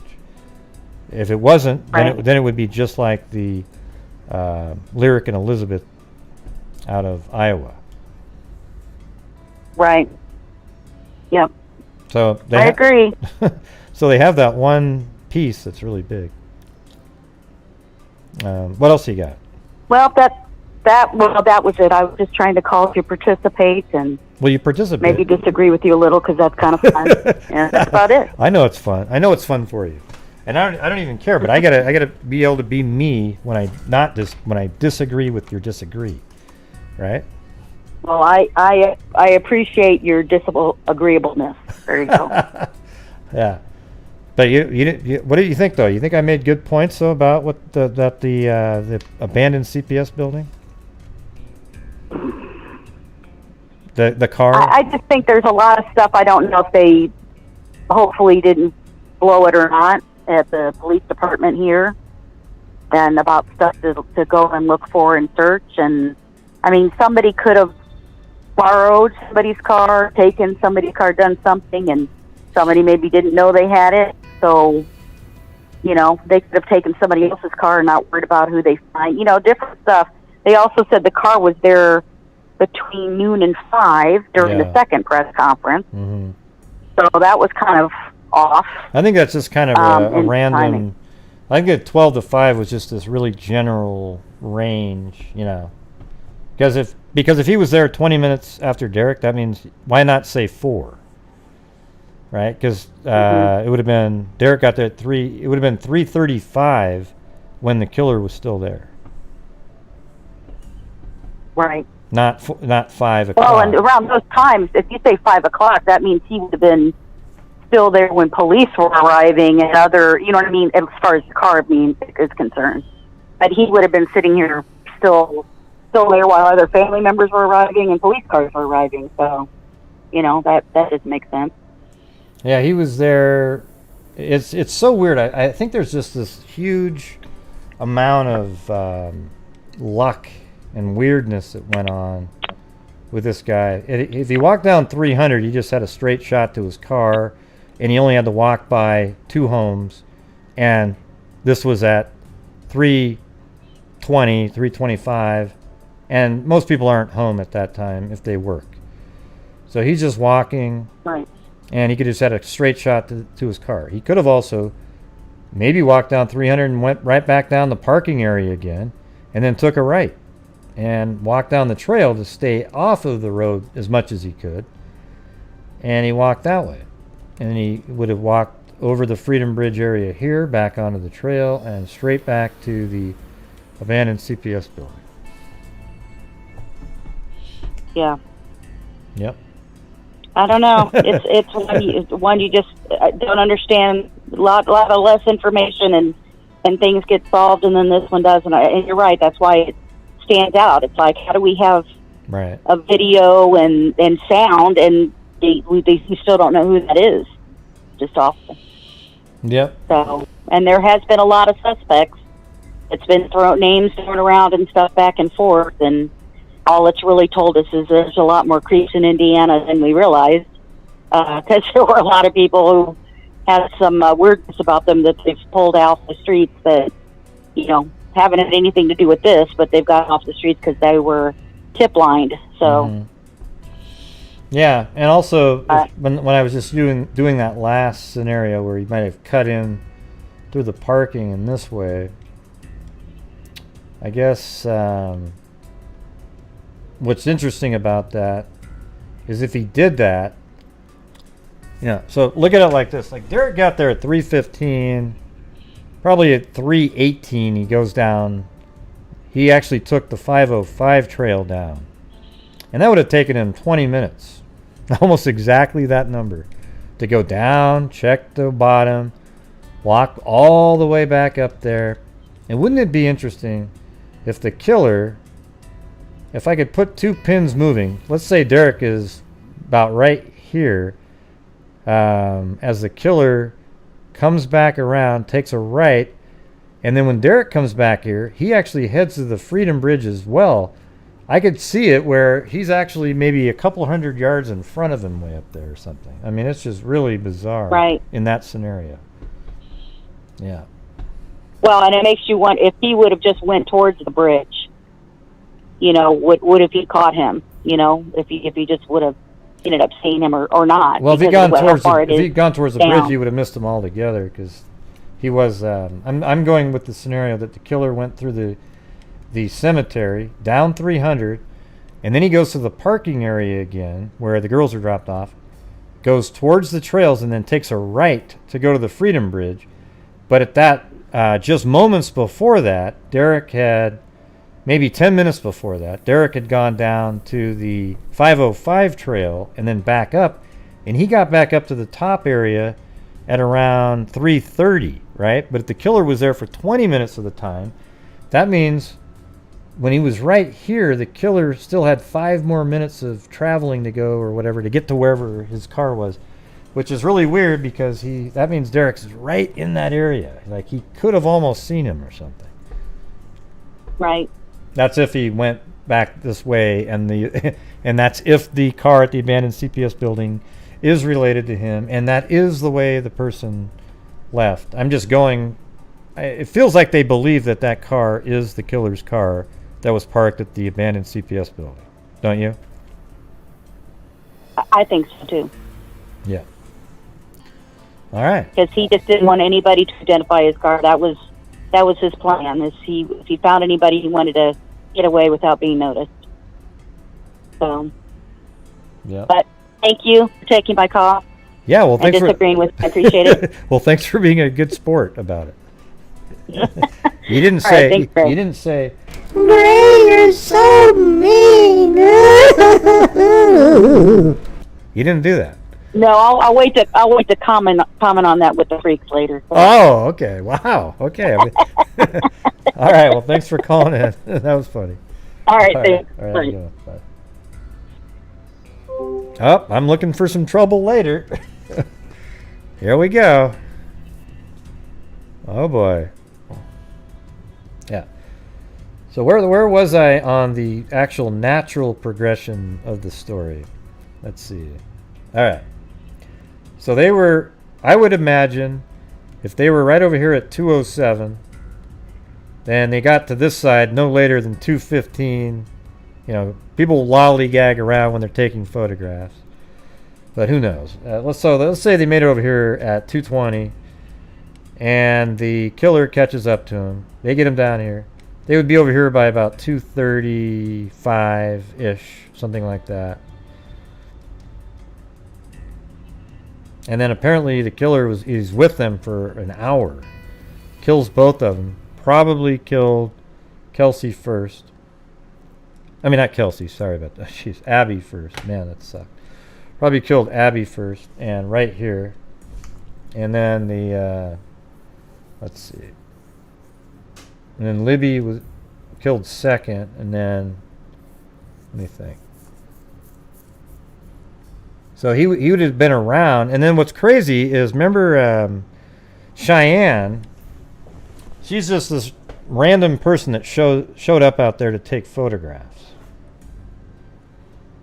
as well. Now, she just went out there, and when she went out there, she walked this way, and this was about 2:55, excuse me. So think how crazy that is. The girls get off the end of the bridge at about 2:30-ish, maybe over here by 2:35. Then about 2:55, Cheyenne's over on this side, sees a couple near the bridge, the same couple that when Derrick got there at 3:14, he talks to a flannel shirt guy who mentions that very same couple. Okay, but let's just go in chronological time here. So at 2:35, let's say the girls are over here. Then Cheyenne comes over here at about 2:55, sees that couple, then she goes across the bridge and takes a couple photographs. She even takes one off of this platform right here. Now, interestingly enough, as we found out a couple weeks ago, the wind was blowing this way, to the east. So that means if anything that was said on the bridge, if you were over here, you could hear it much better than had the wind been blowing this way. So maybe the killer, after hearing voices on the bridge, that's when he started spooking out, getting spooked out, and he, hurried things along, let's say. And there's even another photograph, I think at like 3:40-ish, that she took with her phone. So she was around for a while. I don't know. I know that she was back at the parking area at 3:47. That's when apparently she uploaded the images to the Snapchat. And Derrick, she said she saw Derrick there. And 3:47 would mean that she was there while the killer was walking around. I mean, it's unreal. It's unreal. So she's over here, and then about 3:11, Derrick's driving back from that long trip he took to Frankfurt. And then right in this area, he makes a phone call going over the Wilson Bridge at 3:11 to call Liberty. Then drives this direction. And then right here about 3:14, 3:15, he pulls into here, calls again, no answer, so he gets a little bit worried, comes out, talks to the flannel shirt guy. The flannel shirt guy says he saw a couple at the bridge, the same couple that Cheyenne had seen. And so Derrick said, okay, so that you didn't see the girls, so he decided at that point, which makes sense, to go this direction, down this path right here. And then he probably made it back up to here by 3:30, and then he made some calls and so forth. And then, amazingly, at 3:30, 3:35, he walked this direction to the Freedom Bridge and then back here by 4, and then people started showing up. So that's why it's so crazy that he walked from here to here, and if that's where the car was, and he was there for 20 minutes, they almost overlapped each other. I don't know, maybe if the girls didn't show up that day, he might have waited around, and perhaps Cheyenne would have been a victim. However, there was another couple there, and that would have blown his whole deal. The truth is when Abby and Libby were right here, and they were walking this direction, the killer knew that there wasn't a soul all around in this area. They had been watching and monitoring, and there wasn't a soul there. There was nobody in front of them. So he knew wherever they went, if they went into a place where he could determine if he could trap them or not. And I think if they'd gone down, like I was saying, if Abby and Libby had gone down this trail, he would have followed them down there, and they may have been killed and found right there, and then he just would have walked back up here and as well got back to his vehicle and out. So there you go. That's my theory.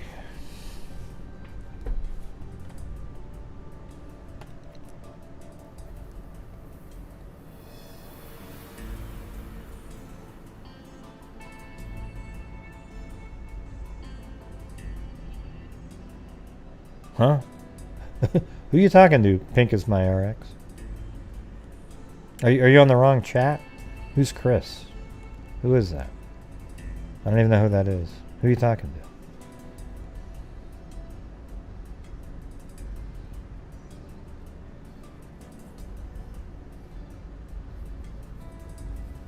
to? Oh, you mean my wife? Oh, I see. Wow, what a weird comment. Jeez.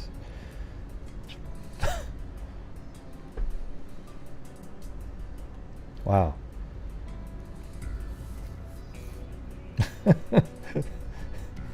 I mean, that's what I'm saying. Hey, Pink is my RX. That's why you get in trouble sometimes. Like, that's just such a dumb comment, you know.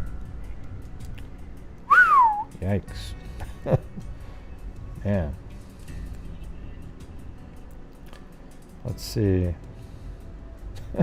Where do these people come from? You know, it's just mind-boggling.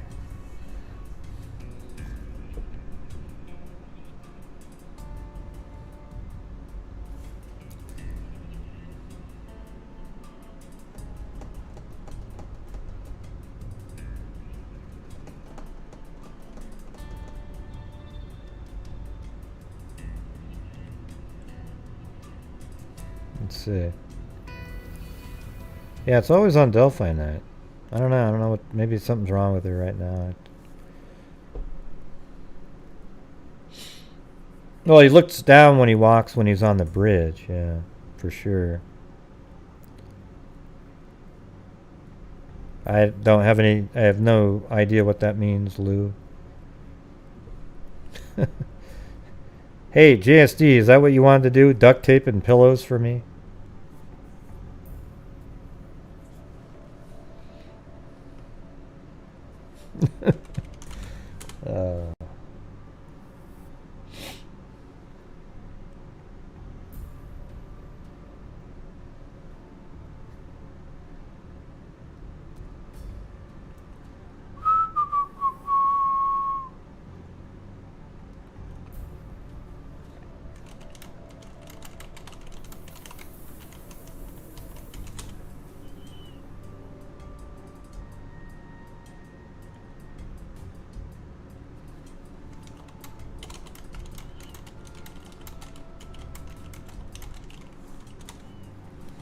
Yeah.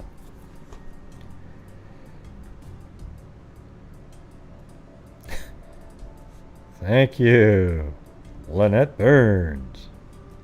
Do you think the killer has ever joined the chat before? It wouldn't shock me. We've had there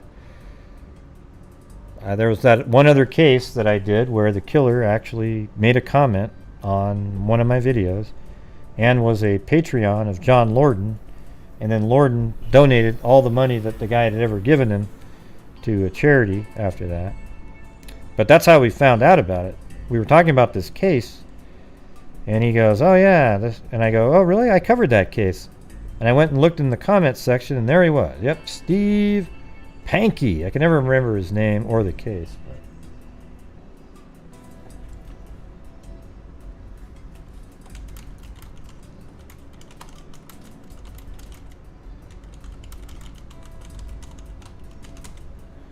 yeah. Yeah, well, the thing is, I'm lucky to have somebody like Chris, my wife, and, you know, and I'm lucky that she tolerates me doing the shows and all that kind of stuff. Maybe you guys are lucky for that, right? Maybe. I don't know. I mean, because Gray, You're so mean. yeah, so that did happen one time with that Steve Pankey individual. Yeah, no, he commented on my video and he said something like he kind of was dissing the police.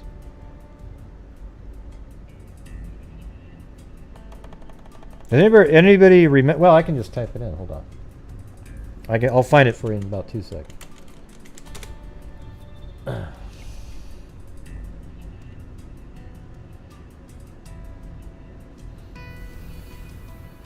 Yeah, Janelle Matthews case. Really sad case. Really weird, bizarre, really strange one.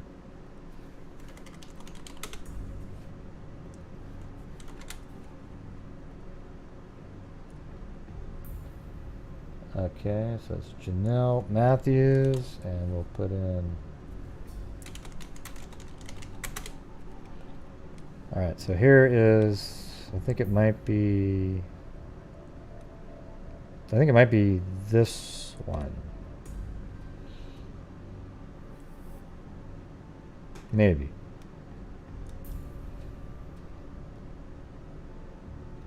No, it's the other one.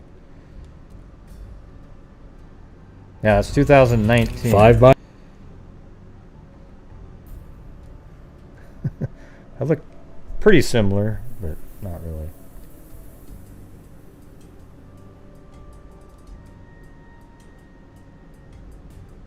There he is, right there, look. See that? Steve Pankey. Gray, I'm innocent. I live 2 miles away. Because I brought him up. He was a known suspect. Gray, I'm innocent. I live 2 miles away without considering police involvement. The case will never be solved. That's if the police don't get involved. Right? And then a bunch of the freaks commented in there. Sicko, blah, blah, blah, blah. But isn't that weird? There he is. Yeah. Absolutely crazy. So we had almost, we're not double yet, but 37,100. And that was September 2019. So about 2 years ago. Yeah, we've only gotten about 27,000 subs in 2 years. Yeah, it's not too bad.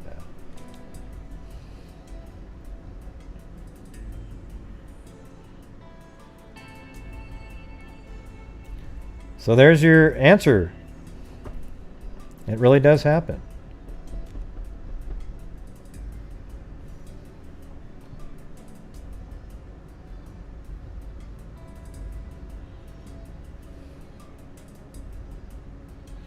Yep, nobody's calling in. What are we at? Hour? We've only been on here for, well, an hour and 18 minutes, or that's the second time around. I think I was on already. What's it say up here? 2 hours and 26 minutes? Huh. Hour and 44 minutes, okay.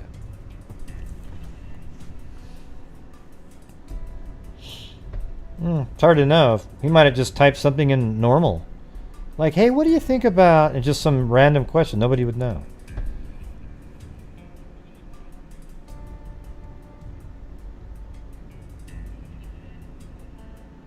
Oh, it's no big deal. No big deal, Pink is my RX, but it was just kind of a weird comment. Let's see.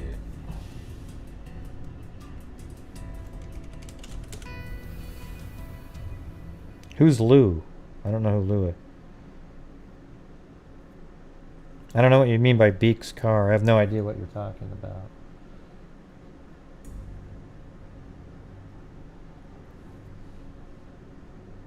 Why do I need to answer a question that I don't even know what he's saying? Who's the Beak's car? God, why are you so obsessed with that? It's bizarre. Let's see. Yeah, who's Lou? I mean, Lou, the Beak car? That just sounds like some fringe sort of theory kind of deal. Yeah, he probably did. Yeah. Oh, Beaks? Let me see if that's the person. Hold on. Hold on a second.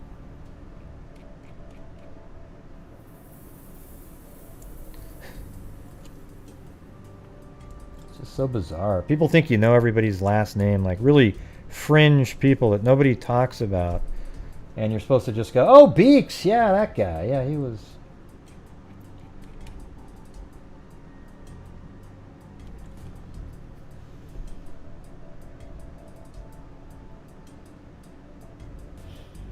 Yeah, that's not the minister guy that I was talking about. That's not the person I was talking about. The person, by the way, that mentioned that there was a car parked in this area, he was a minister too. He still is. I guess we just have a town full of ministers.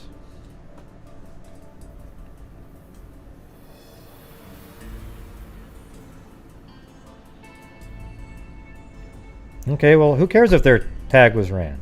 What difference does that make? I would imagine tons of cars' tags were run. And how do you know that they were ran?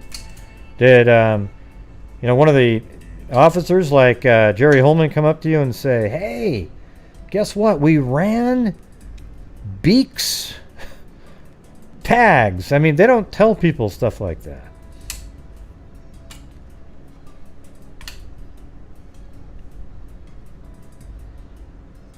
Nah, it doesn't mean anything to me. Yeah. Hey, Elizabeth. You seem like you're just so obsessed with an accent. You're the one that said, how about is there a there and a there? How do you say the there differently than the other there? I don't know.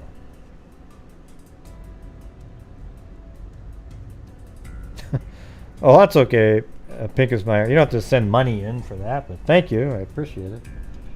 Kind of a slower type of night on a Delphi night, but next week we're going to donate $500 to either the ballpark or a charity in honor of them. God. What was on the scanner transcript? That they were just saying that, oh yeah, we ran a tag of a... God. They might have just been running tag. We don't know if that scanner audio was related. Be interesting right now to go back though, right? You guys want to try to do that for the hell of it? Rita Schaefer.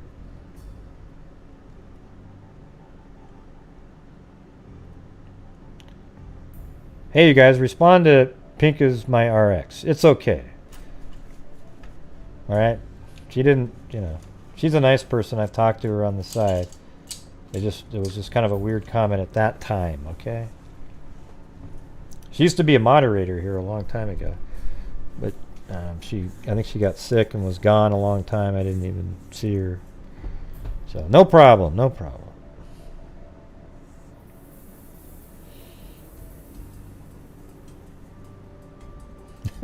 You guys are so nice. You guys want to try that? Let's do it. All right, I'm going to do this right now. Let's see. Here we go. We're going to go to Broadcastify, United States, Indiana, Carroll County. Right there. Boom. And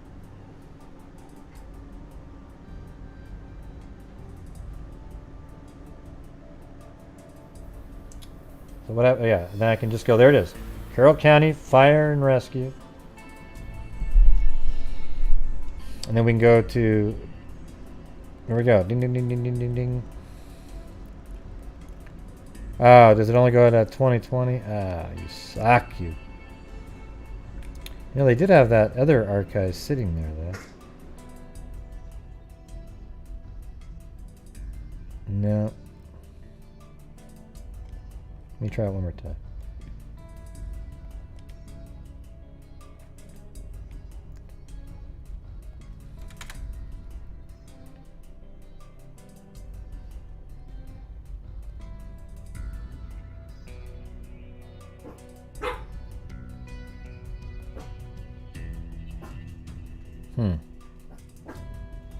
So maybe they didn't store any of this.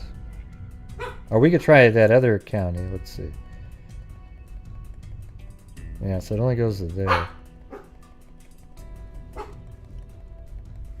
What's going on? Doggies? What's the other county right over there? Tippecanoe, is that the other one?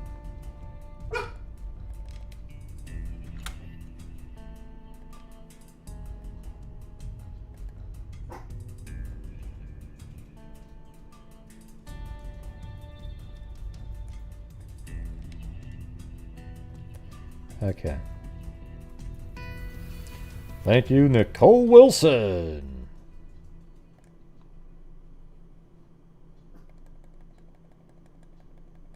Yeah. They'd only go back to 2020. Yeah, what good is that? Jeez. You should be able to go back all the way. So, forget it. Give it a shot. Give it a shot. I do have, you know what? Let's go look. I have these files actually. Hold on.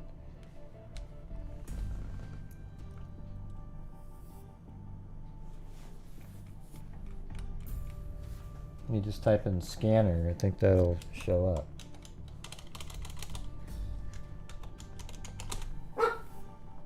Yep, there we go.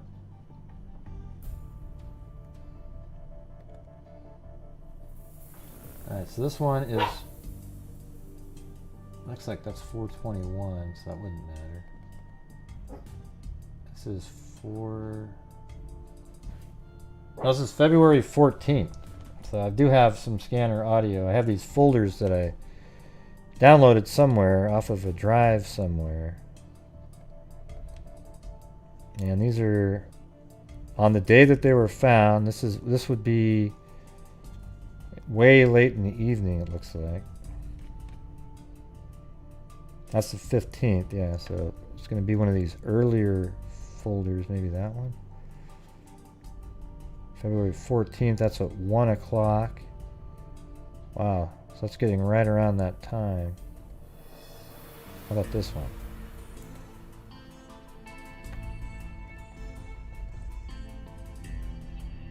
That's the 15th and 16th. There's the 14th. Okay, here we go.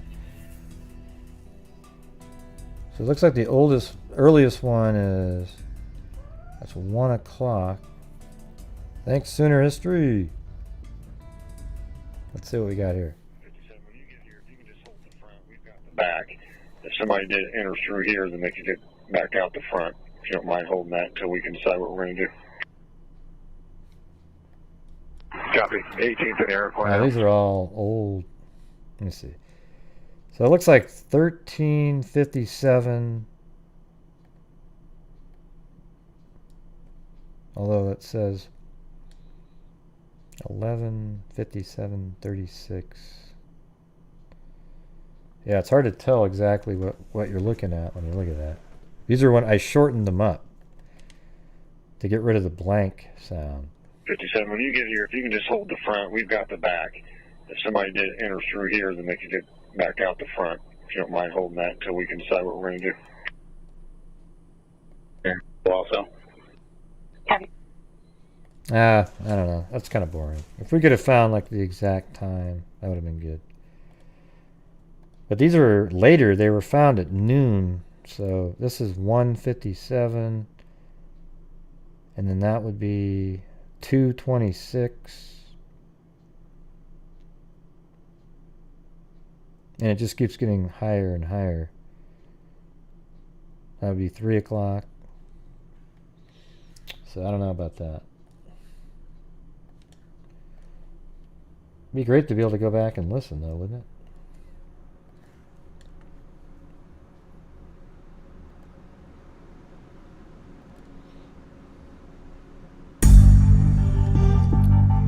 Yeah, we know, Mabel. Yeah, we know. Yep.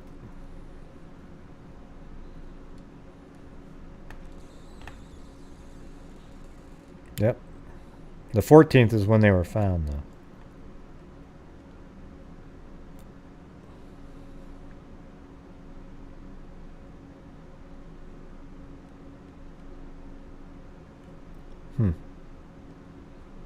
I don't even see her anymore.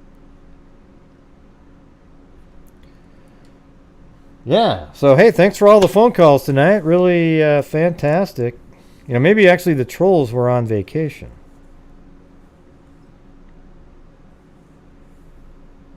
Oh, I don't know who's... Oh, for Elizabeth K. Oh, I see. The second one tagged somebody. Okay.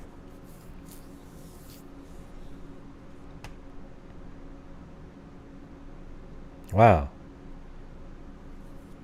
Did that how long ago did that happen? I'm just learning.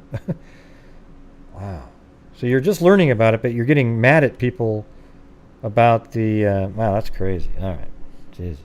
All right, here we go. Ah, thank you. Thank you. I don't know what that stuff is on the side, but thanks for sending me on vacation, Zoza. Wow. I need one at this point.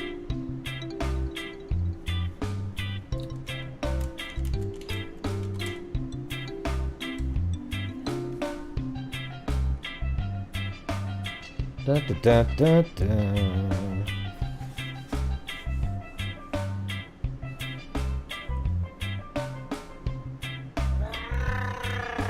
Really love sarcasm so many times when I hear it. Yeah, I like to do sarcasm myself. Thank you, David Arnold.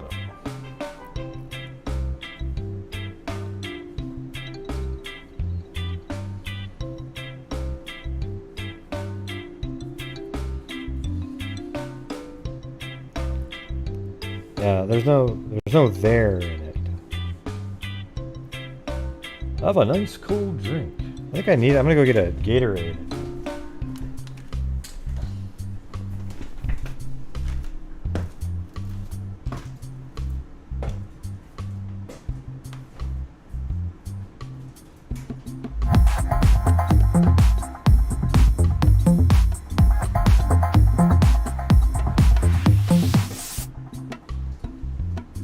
Have a nice cool drink exclamation mark hat.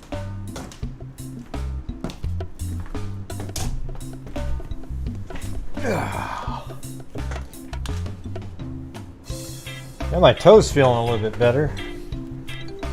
Like it doesn't even hurt at all. Yeah.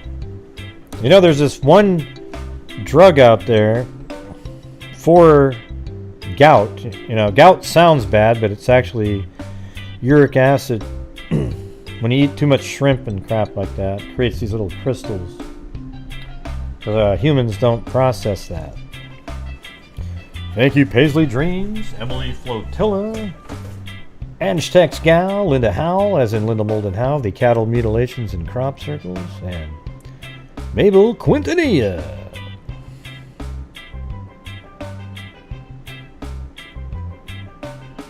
Let me fix this green screen on this.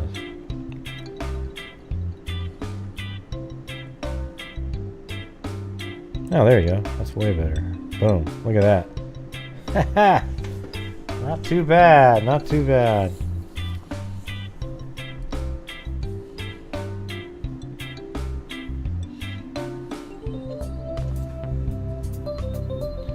It's called culture, something like culture scene. I guess it's from some weird plant or something, but it breaks down. And a I've just done tequila that shot 2 and a days in a bug row, zapper and on me. boom. It's like it seems to work. I don't know. But it's a real drug. It's really old. Thanks, JSD. I'm not that bad, see? Tropical drink, tropical drink. Hey, thanks, Amber Maiden. I don't know what it is out there. I have no idea, mate. No idea. But you know what we should do? Let's listen to the Jerry Frozen Holman Gatorade. interview again. I think people like that one.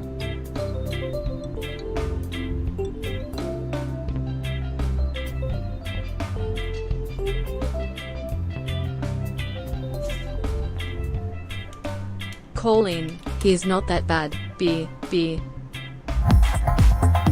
Oh! Haven't seen the taco dancer tonight. Obviously, you guys, you see this one posted all over online. People want to know. Is it a all full this moon? evidence. I don't know, mate. Hey, thanks, Nicole Wilson. See, all of you guys are what allow us to do what we're doing. Oh, wait, I didn't see Romeo's heart up there. Thank you. I missed that one. What was I doing at the time? Purple heart. Wait, where is that? Oh, there it is. Oh. It just showed up. That was weird. Thank you. God, that one's Colin just underscore basic money, generous. man. That is a good one. I gotta make more of my own like that one.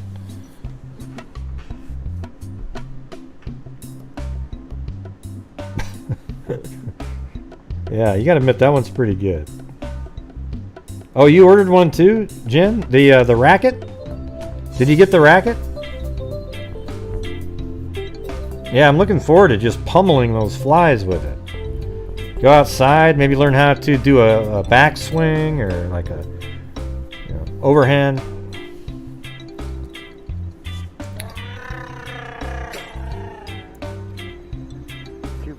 Hey, Elizabeth K, you just seem like you're kind of an outcast. I get my bug zappers Try to tomorrow, get Gray. along with people. Mosquito. Okay? Mosquito. You're acting really strange. Just over and over again. It's weird.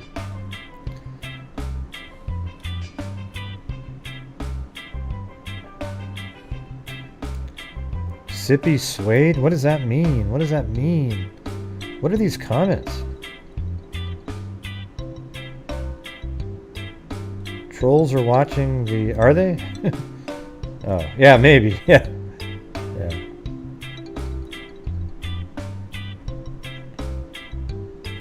Yeah, no, we know what the words are. The words are, guys, like, this is what I think it is. I mean, there's probably a little extra, like, hey, guys.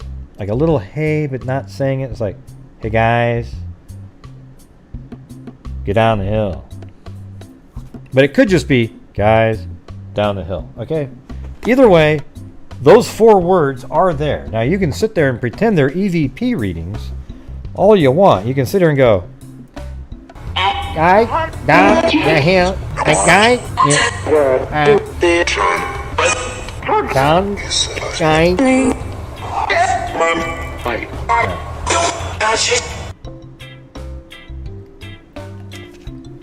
Yeah. Now we could all pretend that all day long, but we know that that's what the words are. There aren't other options. Well, it's not really guys, it's styes. He's talking about a sty that he had on his left eye. It was protruding. And then he said, clown the hill. Because earlier there was in town, they had a fair, and there was a clown named Hill, okay? So he said, sty, clown the hill. Okay? It's really amazing how, God, it's just unreal.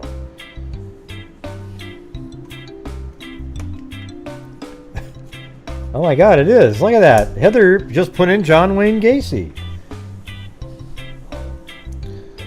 And maybe that, yeah, we never thought about that. Maybe it was a person, a clown, dressed up in a person body, and then removed the person outfit and turn back into a clown? Let's really think through this.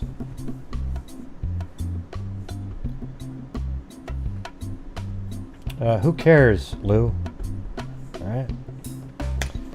You're thinking too much about beaks.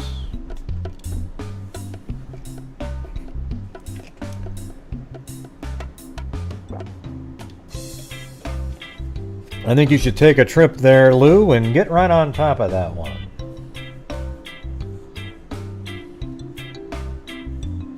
Yeah, me either.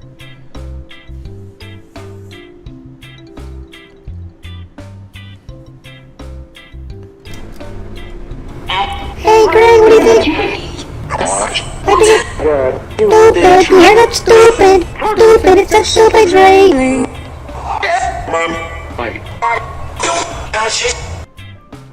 5 brain cells, 4 aren't working. Yeah. Yeah, good for you. Who cares, Lou?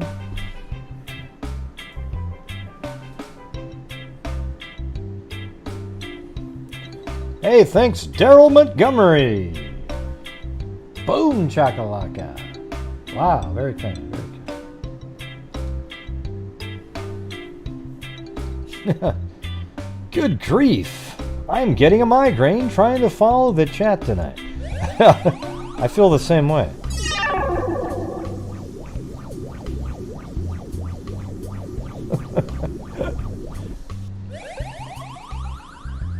Good grief, I am getting a migraine trying to follow this chat tonight.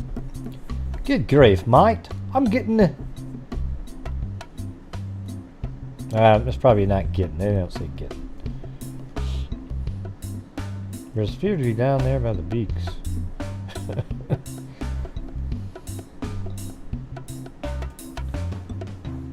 Yeah, the person I talked to, his name isn't Beaks. Okay?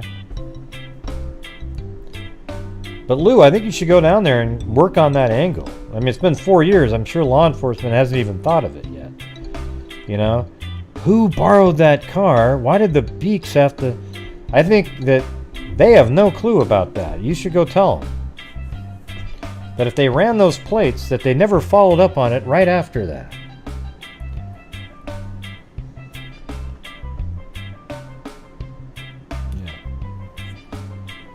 No, I'm not kidding you. You know, they ran his plates and then they said, let it go. Forget it. They never followed up on it.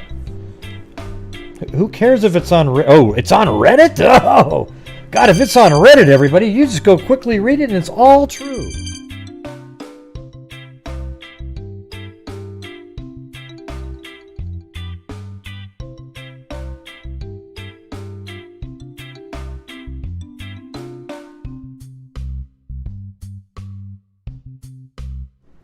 Wow, it's on Reddit and everything. Oh, wow. You know what? I tell you what, they should just remove all police presence out of Delphi and just hire a group of people to sit and read Reddit posts. Because Reddit is so fantastic. God, what would we do without Reddit?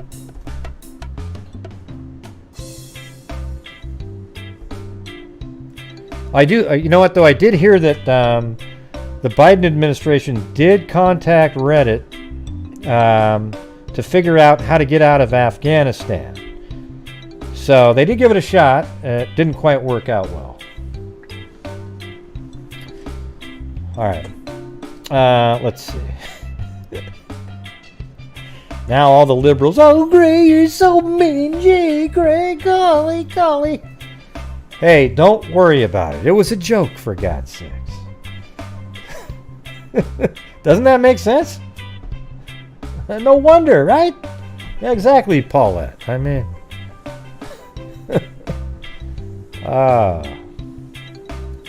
It's just like...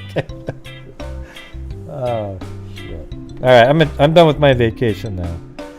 Thank you, guys. That was a very generous vacation. Definitely be able to get our 500 in next week. Just I won't forget it, so you don't have to worry about reminding me. Wait, what am I doing over here? Jeez. There we go. All right, so let's listen to this one again, because he says a lot of stuff that you don't remember that he said these things. And this is the one that is the 27-minute long one. So tell me, obviously you guys, you see this posted all over online. People want to know, you have all this evidence in this case, and still 6 months later, no suspect in custody. What would your answer be to the community? Well, it's not like on TV. You see on CSI shows that they solve them in 2 commercial breaks. So it takes a lot of times, and we want to be very thorough. So we want to take our time to make sure our I's are dotted, T's are crossed.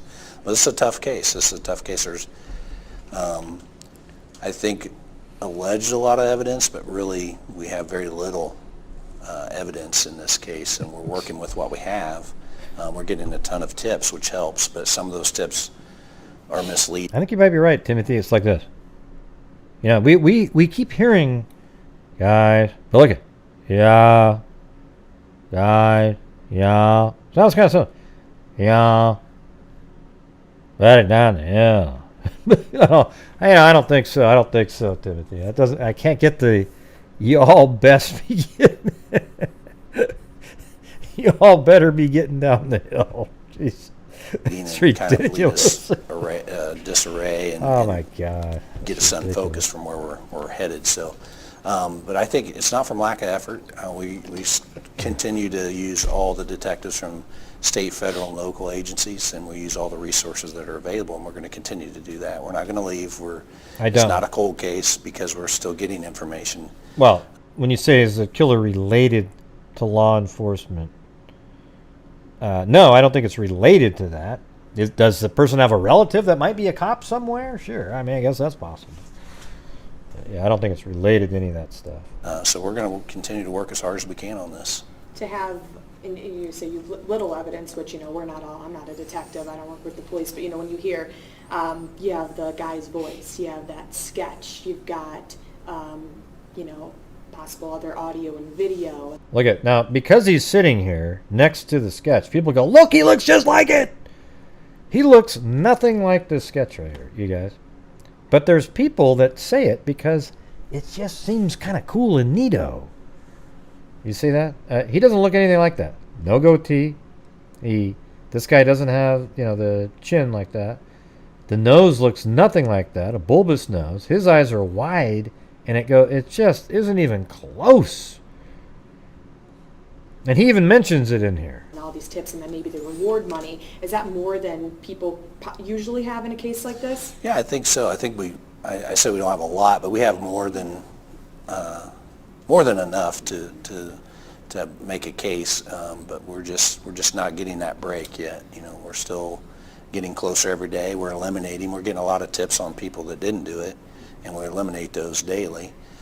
So it's like I've said before, it's the needle in the haystack, and we get those tips on so-and-so, and we eliminate them by however we do that, and that just takes another piece of the hay out of the way so we can start focusing and eventually. Yeah, I mean, the Garrett Kurtz is an interesting person in the case. Yeah, definitely. He's somebody that's been interesting over the years. I can't say that he's not interesting. He has killed somebody. He's familiar with that property. And he even had a Facebook post one time talking about how the police thought he had raped a 13 or 14-year-old. So you put all that together, and it's kind of weird, right? But who knows? That's the thing. Actually, he's killed 2 people. So we keep working, but and I think a lot of people are misled by some of the Facebook postings and social medias. Not isn't that really a common theme these days? This right here. And I think a lot of people are misled by some of the Facebook postings and social medias. I've talked to him about this. Not as over the years. I've talked to him about these exact things. We actually laugh on the phone together talking about some of the crazy crap that's out there. helpful as some people might think. So. Yeah, it's definitely not helpful at So all. 6 months ago, you got the phone call, and I know you've talked about this before. Who called you and said first, Abby Williams and Libby German are missing? What's Sippy I Suede? think I What got is that? I heard it on the radio actually, and then I called the sheriff to see if they needed assistance, and he said, yeah, we're probably going to need some help. That was when they were missing. And then, of course, we got our helicopter involved. Well, it's not hard to Still in the understand, search LM. It's phase. not complicated. And then, obviously, once we located him and knew it was a double homicide, then we called in other resources throughout the state police and then the FBI. And I know we've had just a ton of resources and people volunteered to help, which is good.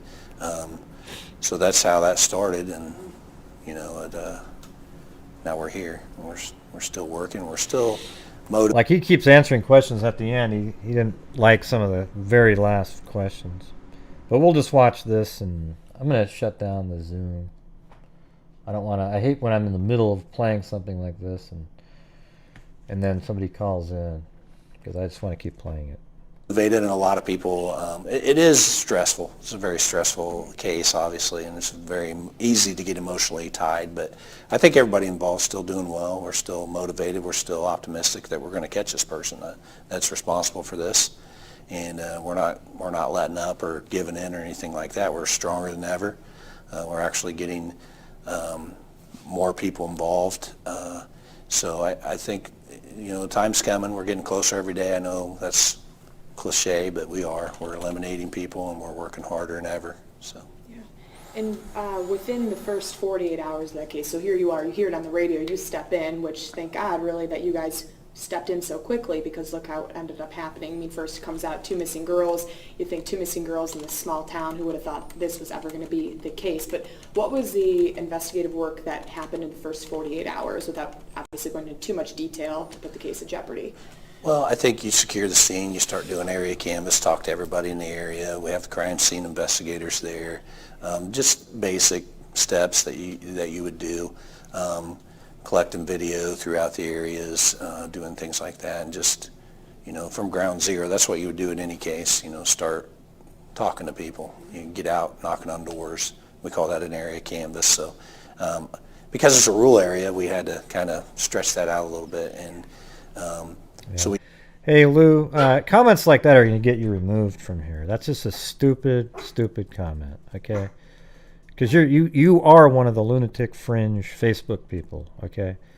All right? They've done everything that they possibly could. They had the FBI in there. It didn't work, okay? So making a comment, all due respect, Holman, but what they have done has been worked just as good as the crazy Facebook posters. Neither has a clue what they're doing. No, they know exactly what they're doing, Lou. Okay, they know exactly what they're doing. They're not dumb shits like you, okay? We did maybe a general area canvass initially, and then maybe a day or two later we spread that out. No, that's not all you're Come saying. back, make sure. You're saying they don't know what they're doing. You're one of the people that think law enforcement doesn't know what they're doing, okay? They do know what they're doing. It was February, so there were still people at vacation or winter snowbirds, they call them, and so there were still some houses that we didn't make contact right away. So, but we have now. I mean, we continue to do that, and now 6 months later, we're still getting new tips on people, so we're following up on those. But we have a group of detectives that are assigned to go back and make sure we didn't miss anything, review things. What's going on with this? So we're taking it delete, very unblock, serious, delete, and we're delete. not going to let anything slip through the cracks. That's our, I think your biggest fear when you're doing an investigation is. Yeah, they just got. Here's the deal, everybody. Law enforcement's done everything possible. They had the FBI in there from the beginning. The killer probably had some luck involved, didn't leave hardly any DNA at all, probably didn't have a cell phone on or anything like that. All kinds of shit. Had enough, the video is grainy enough where you can't make out who he is. It is what it is. If you think that they didn't work their asses off, and they're not continuing to work their asses off, then there's something wrong with you. Okay, there's something wrong with your brain. Okay, the FBI was in there, and they're the best, right? And they've been working hand in hand with all these people. Just sometimes you just can't solve one. That's how it works. something might slip through the cracks. And I'm not saying this isn't solved. I mean, you can't solve it right away every single time. This was going to take a while. And we're getting there. Like I said, we're working harder than ever, and we're going to continue to work hard. I just can't stand that shit. When did the people come forward that mentioned, those are the kind of people that think they're better than they are. Like, oh, if you would just check the who would have borrowed the Beeks car, if you just check that, we'll get the answers, because they wouldn't have looked.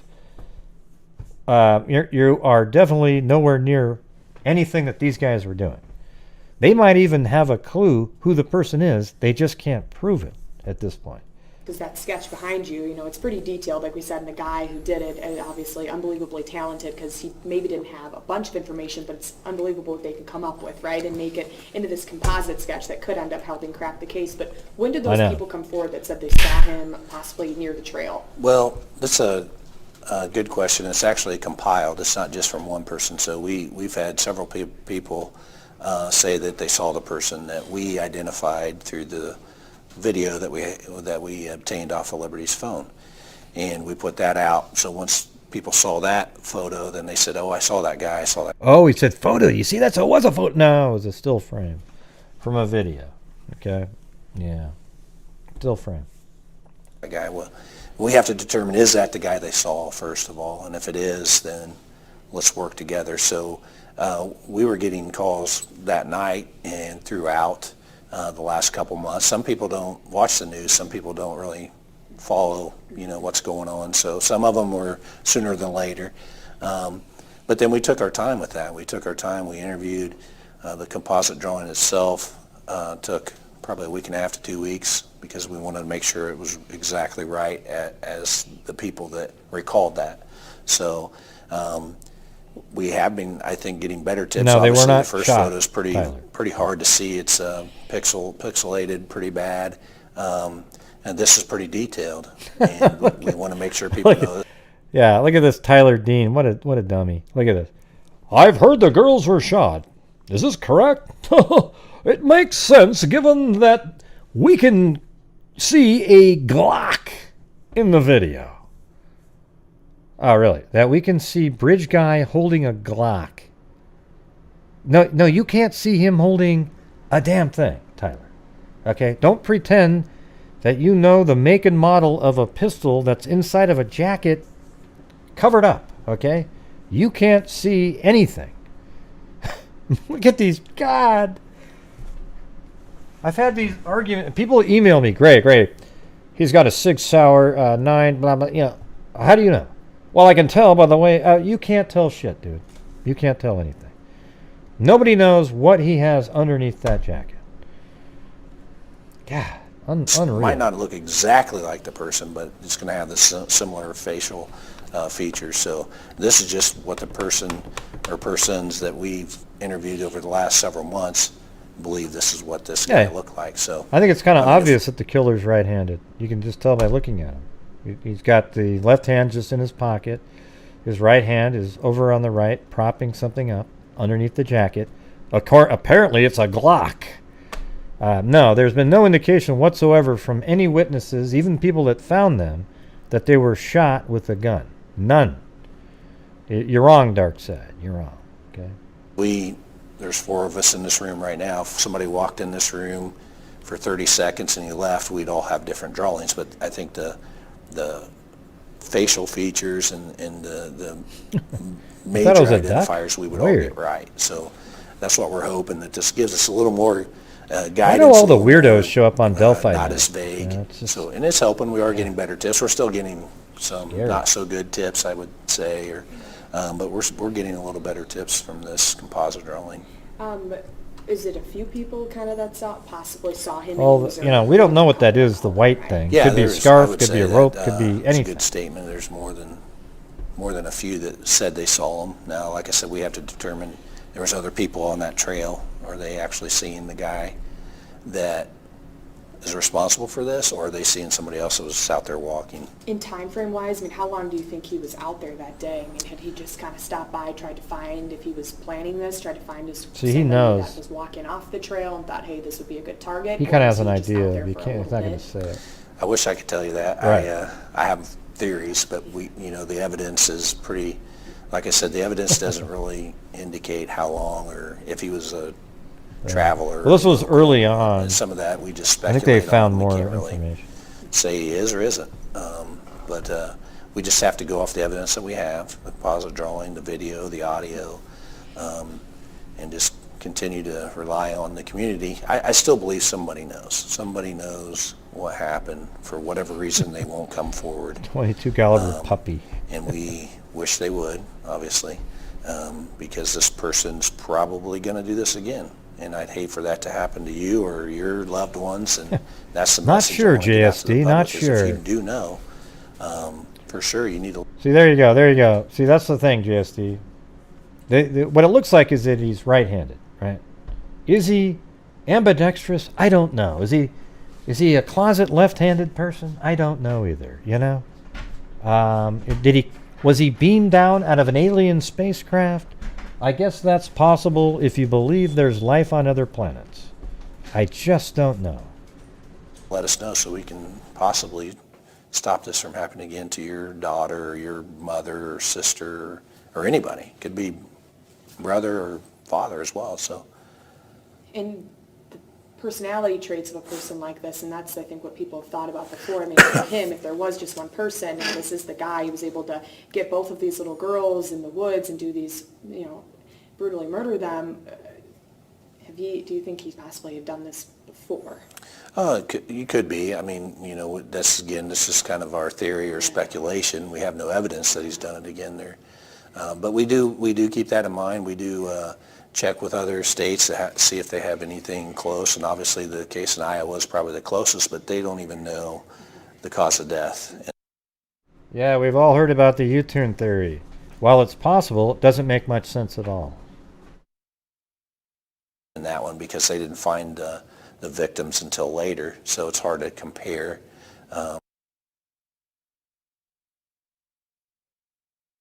it is similar, but so we take that into consideration as well, and we have investigated that. We've been in contact with Iowa, and they've been in contact with us, and we've discussed that, but nothing else seems to be popping up around the nation or that is similar to this, but doesn't mean he's going to. All right, hold on, everybody. Hold on. Look, here's the U-turn theory, because it's something different, so it makes more things to talk about. See, there's people out there like Southside Bill and, the U-turn theory people. They think that the killer sat over here all day just hoping to God somebody walked across that bridge. Just sat there, one of these days, somebody's going to come across. And then, once they did come across, they walked past them 60 feet or so, then turned around and followed them. But why would you need to do that? All you'd have to do is just pop out and say, and then look across and go, I got you. There would be no reason to walk 60 feet, turn around, and come back. Doesn't make any sense at all.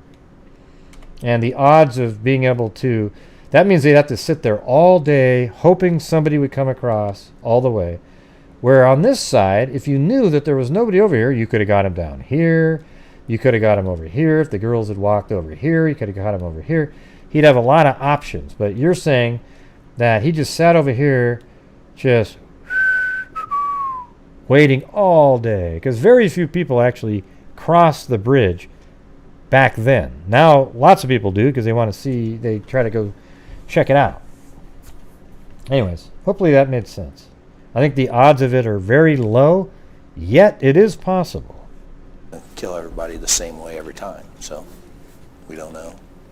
When you walked down and I walked through, that was private property, right, where the bodies were found, looking at logistically from, where they were on the bridge and then to where their bodies were found. I know we talked about the terrain in the past. I mean, it's not an easy thing to navigate. Usually you might have to be familiar with the area. I mean, would it have been difficult for... It also doesn't make sense given the wording they were saying.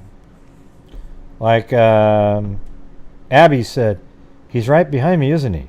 Mm-hmm. Well, would you have said that if, he past you, and then turned around again, and it just seems like you wouldn't really talk like that. And then they were discussing which way to go. See, that's another thing. They saw him coming and then had time to talk about which way to go, and then he caught up to him, and then they had nowhere to go. The girls to travel from where they were on the bridge to where they were found. Yeah, absolutely. I think it would be difficult. Obviously, they have to go through some There you go, Holly. Maybe that's steep terrain and wooded area, sticker bushes and things like that. So it's and then to cross the creek, I mean, obviously is February is probably not the warmest. It was a warm day that day, but still the water. Yeah, so even him, see, like these guys, they all say the same thing, that it was a warm day that day. It wasn't. The high was 43, and that was at a different time. That was at noon, I think. Noon or 1 o'clock. This would have been 2 something, so it would have been even colder than that, even though the sun was out. Now, later in the week, on Friday, it was 65. It was really warm, so I think a lot of people conflate how warm it did get that week with that day particularly, merely because it was still sunny that day. Temperature is probably Does that make sense? Cooler than the air temperature. So, yeah, it would have been difficult for. I mean, I don't think anybody would say, "Hey, let's on a walk would walk that way." So. Walking back that way, I mean, and I wasn't even there when you guys found all these horrible things, probably at the crime scene. But even just walking through that area, you get like an eerie feeling, and you kind of almost feel sick to your stomach because you think about what Abby and Libby went through, what their families are going through, and the fact that he's still out there. When you had to go to the crime scene like that, I mean, you've covered, I'm sure, dozens of murder cases, but this has probably been one of the hardest for you having kids as well. I mean, did you get a sick feeling as soon as you had to go over there? Oh yeah, I think everybody, obviously when 2 young girls are brutally murdered and you're there to investigate it and see what you have to see and do what you have to do, you become emotionally tied to it, and you think about your family and friends, and but I think what keeps me going is I try. I've said this a million times. You try to put yourself in these families' shoes, and you just can't do it. I can't imagine what they're going through. So I try to put my emotions aside and focus on the evidence and focus on how can we bring justice for Abby and Libby. Poll question For the families. I mean, is that going to do it if we make an arrest? I think it will help. I don't think anything can ever bring them back, obviously. I don't think anything can ever make them the things like they were before February 13th. It's never going to happen. But we want to try to bring some closure to the families. I think if I'd put girls. And so I think if I'd put horse as an option, Jennifer would have been torn just to vote for the horse or Chadwell, because I know she picked Chadwell because that's her favorite one. But if I put a horse as an option on there, even though we're all trained professionals and we've done this many a times, it's still hard. It's still hard to shut your brain off at night and go visit with your grandkids or visit with your family and not think about it constantly. So it's difficult, but we're here for a reason. We're here to find out who did this, and that's what we have to keep telling ourselves and keep being remotivated or motivated to do that, and that's what we're going to do. That area where the bodies were found too, when we went down there, because you guys kept that crime tape up for a while. I mean, you were still going back down there, right, and retracing the steps and looking for anything crime scene tape might have needed. I think this is the crime scene right here. To check out. Right So there. when you went back down there, so that area that was taped off, that area was where the bodies were found. Then, right, that circular, that taped off place. Yes. That's where, when we walked down, obviously all the investigative work had been done and they had taken away any evidence been found. Was there a decent amount of evidence found at the scene? Oh, I think so. I think, without That's getting because Barry into Morphew detail, has nothing to like do I with said, it. we don't have a lot of evidence, but we do have more than, maybe your normal crime scene. We have the evidence there that we're processing and daily and working on. And still, I mean, yeah, it's been 6 months, but there's different techniques that you can use and things like that. So I'm not a lab person, so I can't, talk in lab language. But I'm in contact with them weekly, if not daily, and they're telling us, we're still doing this, we're still working on things. So, but yeah, we're it's hard to say without jeopardizing. See, that was the craziest thing in the world. The whole hey, maybe Barry Murphy, he's from Indiana, therefore he could probably be the killer in the Delphi case. Like, what does that have to do with anything? Man, people just get so weird, you know. It's just... Guys, in the Yeah, integrity millions of people live in investigation, how Indiana, much everybody. evidence we had, or, you know, because there's 3 people, in my opinion, maybe more, but at least 3 people that Well, know Spade, maybe you're a what happened killer that then, day. huh? 2 of them are dead. So that one person knows the details of the crime. That's why we don't like to talk about the details and what we found, what we didn't find, because when we do get that person and we do talk to them, they're the only ones that are going to know the details of this. And that's another reason why we don't like Facebook putting false information out, because then people believe that, and then they tip off of those There you go. details that are There you false, go. and it There just you go. kind of impedes our investigation a little bit. So, Was DNA evidence found at the scene?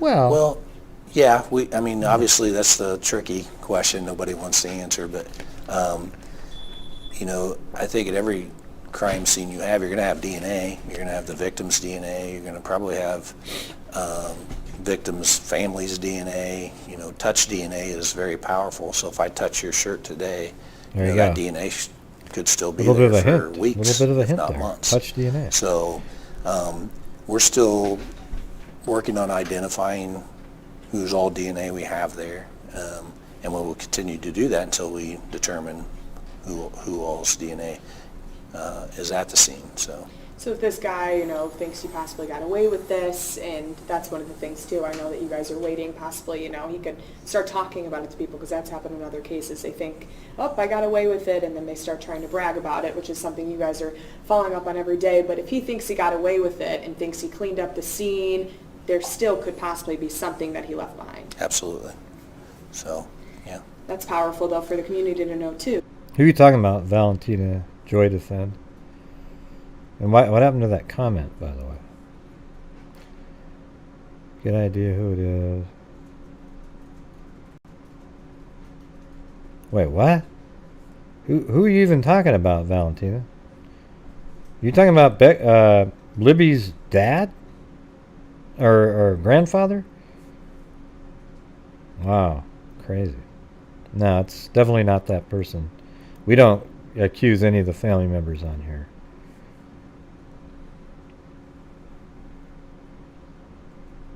No, it doesn't point to anything. What the hell are you talking about, Valentina? That's ridiculous. There's no circumstantial evidence whatsoever pointing at any of the at Mike Patty. That's who you meant, right? You put Matt. Okay, there's nothing pointing to that. No, you're absolutely wrong, Valentina. It's stupid. There's no circumstantial evidence whatsoever pointing to Mike Patty. Okay, none, 0. Okay, not a damn thing. And here's the thing: I don't care if you want to get off of here as a channel member. I don't give 2 shits. You could be the Megazoid, and I don't care. Okay, it's just dumb as shit to say something like that. There is no circumstantial evidence whatsoever pointing to him at all. He was at work. He doesn't even look like the person. He's nothing that you said there made any sense at all. Okay. Kelsey dropped him off. Derrick got there at 3:15. Mike, I think, got there at 5 o'clock or so after, from work, parked right across the street. He had nothing to do with it. They would have known who he was too, right? Oh, look at that. Hey, Grandpa's coming. They didn't say that. They were wondering which way to go. Oh, that creepy guy. The guy's following us, right? Who is this guy? They didn't know who he was. All right. So everything you just said made no sense at all, and you should be ashamed of yourself. Really embarrassing. Because they're like, that's like, I know you mentioned that's a question that nobody really wanted to get too I don't. much Yeah, into but when we talk to the sheriff and things, but you can say your opinion. But if I say 3 + 3 is 97, then I'm going to tell you over and over again that it is not. Okay, it's 6. I'm going to keep saying it over and over again because you are wrong. You understand that, right? Okay, good. you mentioned any DNA. I mean, DNA is from the girls, DNA is at the scene just from other 100% things. But that's, incorrect. That's important that you guys are running that through and working with the lab.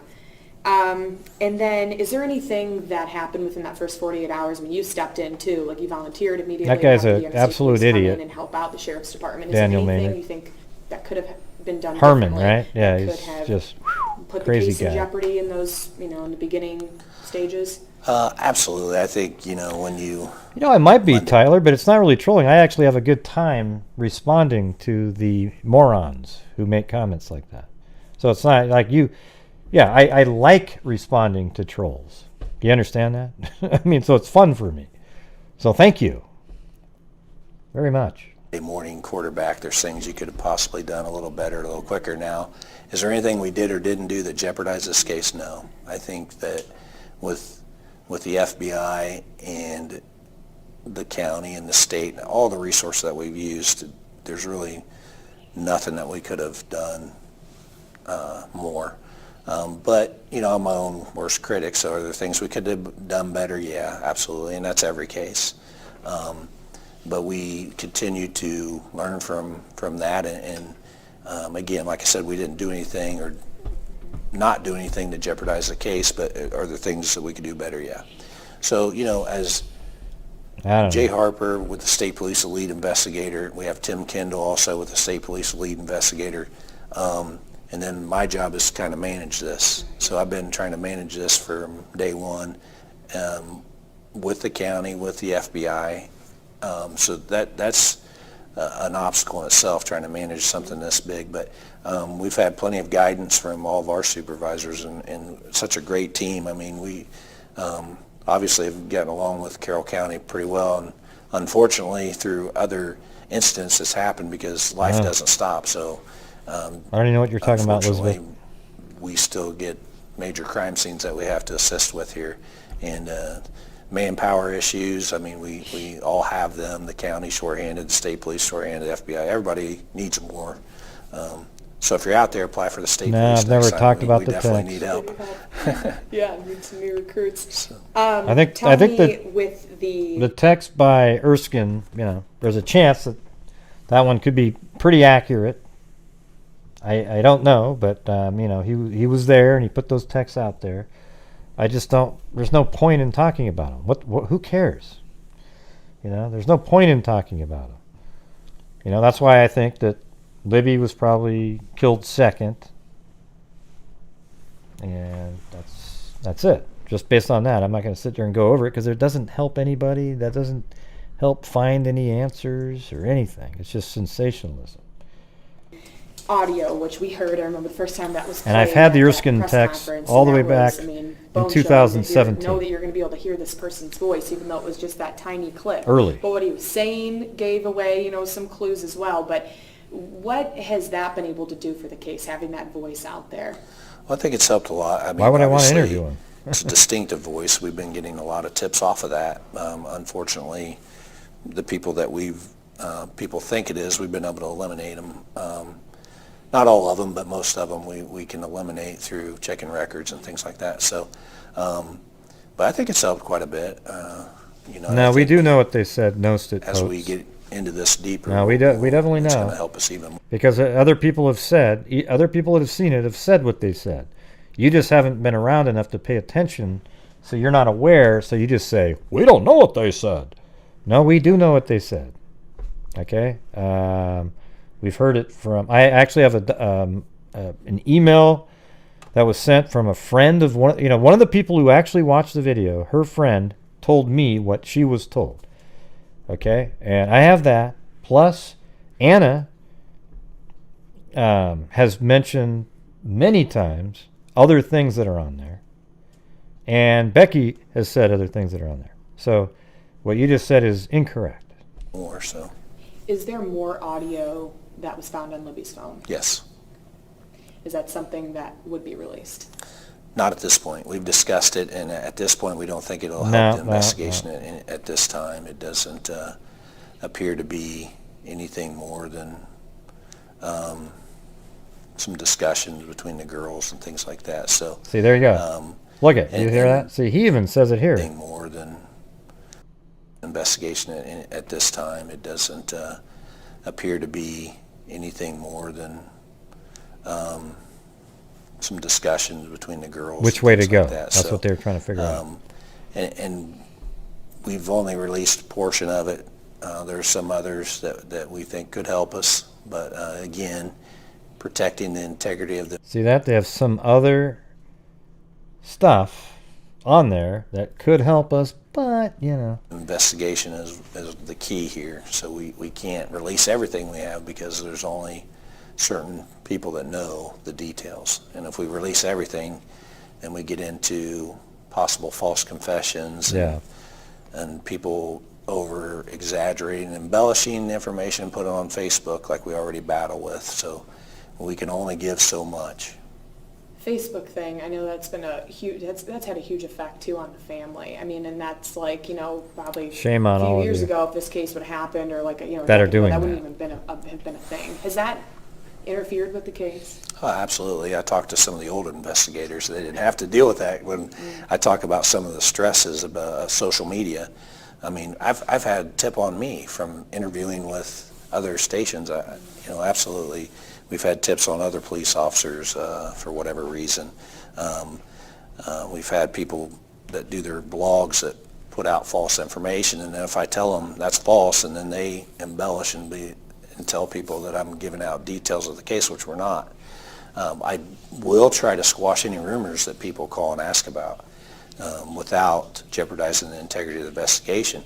But yeah, then, I can't imagine what the family's going through just because of the incident. But now you have social media. Yeah, hey, Karen, with all these rumors. it's okay. I know you're new to the case, so implications just go back and watch things people have done. Crazy. And I talk to the family quite a bit and try to tell them, don't believe everything you hear on social media. I think it could be positive, but what I would say is instead of posting it on Facebook, call us before and let us investigate it, because once you put none of these guys are going to be doing any interviews anytime soon. There's a gag order on all of them. They're not saying anything. Out there, and it is false, and it interferes with our investigation, and it bogs us down, because then people start tipping off of false information, and we follow up on every tip. So I think social media is a challenge for us, and we're trying to utilize No, they're not the best useful, of our Tyler. abilities, but it is definitely... They're not useful. See, here's the thing. People try to make arguments on why it's important to know. We had the caller a few weeks back that was trying to make it seem like, oh, no, it's really important to know, like, how they were killed and everything. It's just really... Here's what it is. They try to make the argument because they're trying to sell to some nebulae person out there that... Because they want to see it. They want to see it. They want to know. That's it. Knowing how they died down there is not going to help any of you figure out what happened to them. Usually we hear about it, but we're not hearing about it here because they have so little left for, that only the killer knows, okay? And there's no reason for us to... I mean, we all want to know what goes on, what happens at a crime scene, how somebody's killed. But we don't need to know any of it. How is who related to Abby and Libby? What are you talking about, Karen? My God. Something that interferes with our investigations at times. How often do you listen to the audio clip? I mean, you probably listen to the, What's to crude? the full What are you one, talking but is that about? something that kind of gives you, when you're feeling down or you're feeling like, all right, here I am 6 months later, we have all these people working the case, you've put like... Yeah, you just your want to whole know, life is pretty Tyler. much That's the consumed truth. by this. There's no So, terrible when argument you try you to just listen made to there. that guy's voice again and look at that picture, does that kind of give you more momentum to be like, I'm going to find you? I think every time I close my eyes, I hear the audio and I see the picture. I don't have to listen to it because I have listened to it a million times. But yeah, it definitely remotivates us to think about that. So yeah, it's there. Do you think he thinks he got away with it? Oh yeah, I think probably, but he didn't. We'll catch him. I mean, we're like I said, it's not from lack of effort, and we will continue to put all the effort that we have available and utilize all the resources that we have until we catch. I know it's a lot of people monster left that's that are normally responsible for here this. because there's the interview room. And this is something that I wanted to ask about the audio clip. You mentioned that there's discussions and things like that. Can you say if the recording was going when the murder happened? I would say I can't divulge that just to protect the integrity. I don't know. I think he was like a brother or uncle. I mean, I don't remember who he is. He's either a brother of Anna or husband, something like that. Ex-husband. I don't know. I can't remember who he was. What difference does it make? FBI, ATF, local, state, federal authorities. You should go back and just research stuff. You'll figure it out. There's a lot of stuff that you're behavioral analysis, and that was stuck also on. interesting in the beginning. Did that help? Did that bring you guys maybe to a stage where you think you kind of know more about this guy? Well, I think so. You know, the FBI's brought their behavioral analysis unit to give us more information. You know, we utilize social media. Well, thanks, Amy. People just, you know, looking at social media. You have 476. Like I said, it's bad, but we can also gather a lot of information about people from the social media. Our digital media recovery specialists that, you know, would get all the information off of computers for us and cell phones. And yeah, I mean, just go back and watch all the old resources streams that we were able to utilize through. I mean, the Erskines are Anna's parents, you know, the grandparents that you see at all the events. That's their last name. So I don't know this individual, Erskine, who was one of the people who found the girls. I can't remember exactly who he was. He's either an ex-husband or a brother or something of that nature. I just don't remember.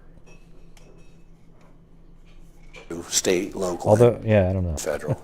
Was her cell phone... Or maybe a stepbrother. Were you surprised he didn't try to take the cell phone or take any of the evidence with him? Was I surprised? That he didn't try to take it? I mean, you would think that if that had... Maybe he didn't know that they were recording, but... Yeah. He would leave that. You know, I don't know. Yeah. I mean, nothing surprises me anymore after doing this job. That's why I just guessed stepbrother. You know, who knows what he was thinking or what he knew.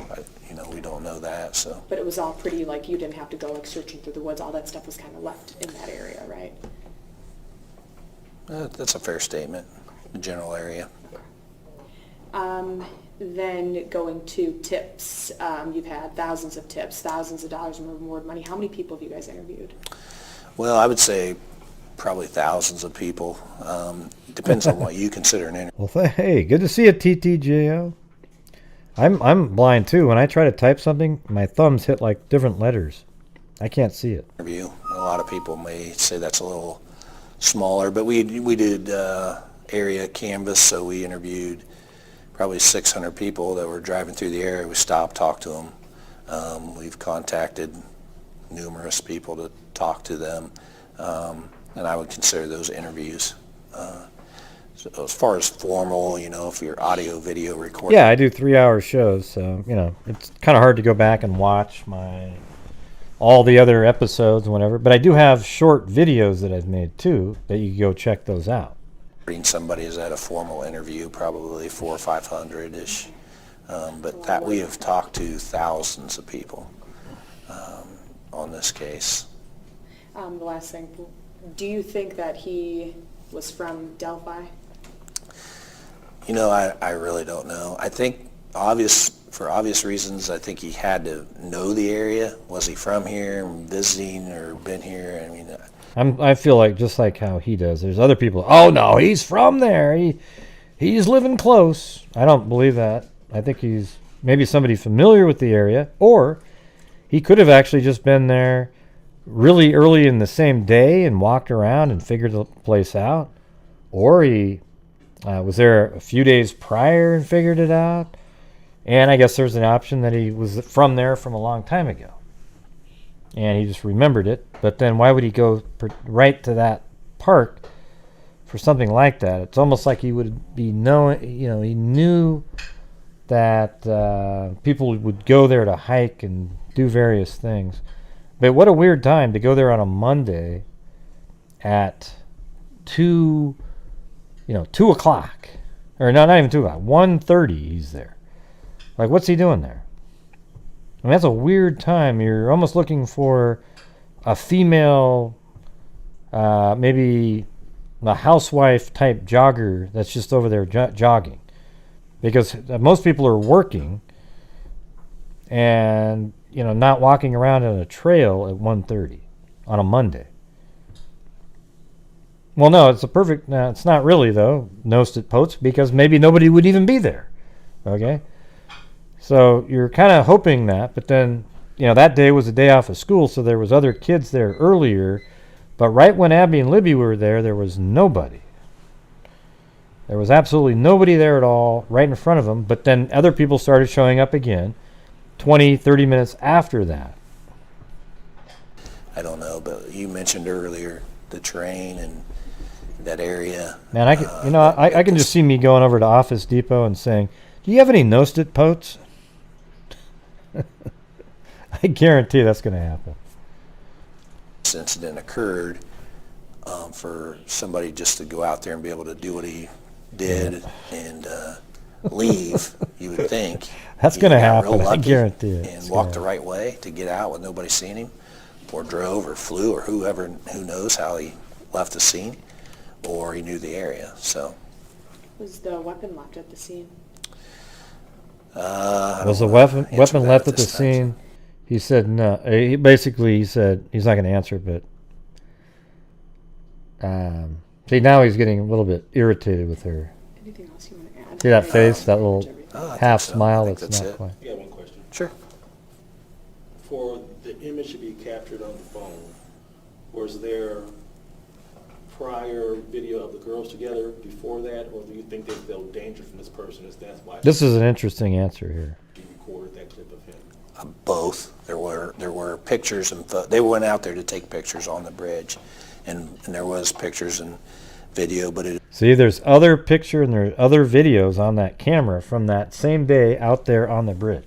I mean, wouldn't it just be interesting to see that? I bet you that'd be pretty heart-wrenching for the parents, though, because some of those videos are probably, like Libby laughing at something, or maybe Abby laughing at something, and they're just walking on the trail. They've obviously looked at all of them to see if they could see the killer in the background. So don't think, hey, I got him, I want to look at it. They've already seen it. And believe it or not, if they showed those videos to Facebook, they're going to see 1,000 people in there. They're going to look at every dark smudge, and that's going to be a guy named Jim that's 5'9", has a, look at that, he's got a tiara on and a hat. Yeah, that's what it would sound like. They're not going to ever show us those. Maybe if there's a trial at some point, they're going to show those, but they're sure as hell not going to put those out now. But isn't that interesting to know that on that camera there's other photographs and other videos from that same day? It appears that, and this has been said before, that Liberty had enough senses to realize that something wasn't right. Now, zooming in doesn't work. She started that video because she felt uncomfortable. Both girls were uncomfortable, and I think that. Yeah, this whole part here is something you don't hear out but it there. Appears look at watch. That, and this has been said before, that Liberty had enough senses to realize that something wasn't right. And wait, I thought it was you just said it was a family member. Why wouldn't that be right? She started that video because she felt uncomfortable. Both girls were uncomfortable, and I think that's why. But they were out there taking pictures with the phone and videos. So Is the clip like several minutes long? Oh, look at this idiot! I don't know exactly how long it is, but see, that's that same dipshit. He has all these accounts that he quickly I don't makes. talk about how And no, I don't play this every Sunday. Right. Yeah. Okay, that's fine. Sorry. See the way he answered that at the end? But they were out there taking pictures with the phone and videos. So Is the clip like several minutes long? I don't know exactly how long it is, but he's like, we're pretty much done. Okay. Did she shut it off, or was it just? I don't. Yeah, now she's asking, did Libby shut off that phone? Want to talk about how that right now? Right. Yeah. He got. I think he was probably like, yeah, he wasn't expecting to have. It was, she was actually asking. She was really asking probing questions, and that interview was one of the best ones that was out there regarding him, and so got to give her credit for that. But you could tell at the end he was like, we're pretty much done here, okay? Right, yeah, okay. I'll remember talking to you again, but that's okay.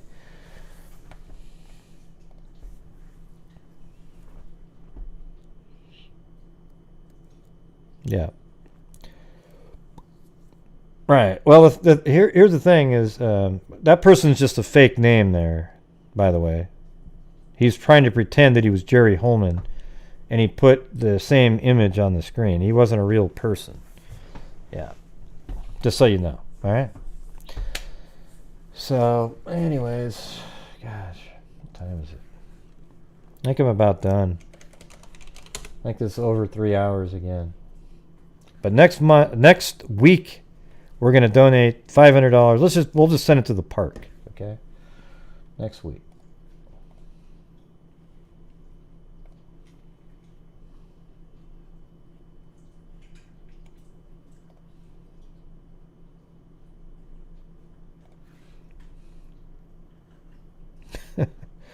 Yeah, it's weird. On every single Delphi night, the whack jobs come out. They with irrational thoughts and not all of them, but it's just amazing. Man, it's amazing. They're never here on the other cases. It's just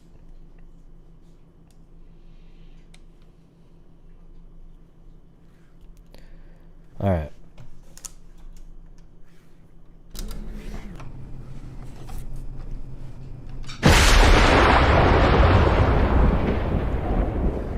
Thank you to LM, Randy Bradford, Ollie Cake, Matt Pavia, Rita Schaefer, LM, Randy Bradford, J.D., Emily Flotilla, Lynn M., Stacy M., Desert Buckeye, Christine Falk, Maureen Coe, Paisley Dreams, Jen H., Kathy Friday Maker, Lee D., Mabel Quintanilla, Yvonne T., Randy Redford, Holly, Claude Spence, Lynette Burns, Pink is my RX, Rita Schaefer, Nicole Wilson, Sooner History, Pink is my RX was a cat eye.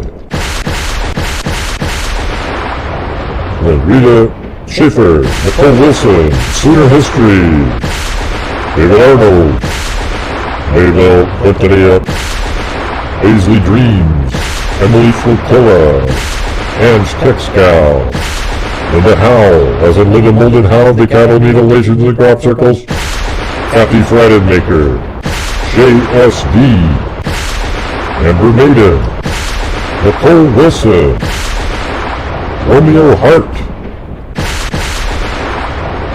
Francine, Jim B, Daryl Montgomery, Cat Eye,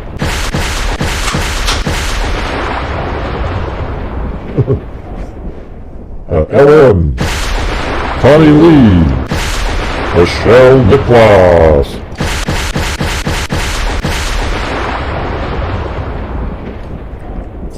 Claudia Dubauer, Hebs W,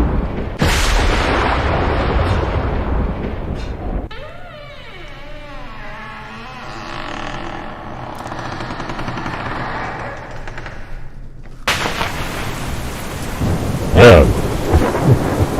Boy, I sure have a creaky neck there, I'll tell you that, man. It was like, yeah.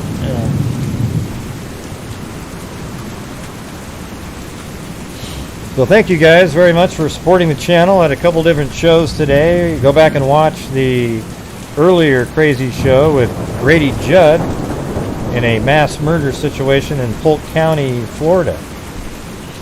Absolutely wild, alright? So thank you guys very much for showing up to the show tonight. I really appreciate it. And we'll see you guys tomorrow. We'll probably go over that one cold case tomorrow that I missed out on the other day, alright? And some other stuff. But anyways, thank you guys very much for supporting the channel, hanging out, you know, and don't get too offended if I'm hard on you or something like that. It's just what it is, man. The next show, we're right back to normal. Which is like that again.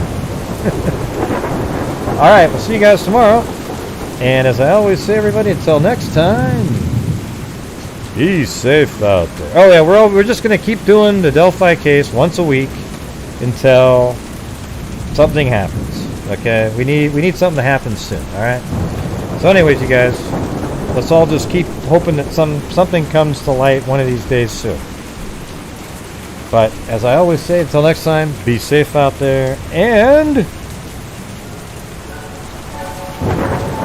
been doing this true crime thing for quite a while now. And during this whole time, I have not seen one person. What? Who's a crime dissector, thug rejector, I'm a certified human lie detector.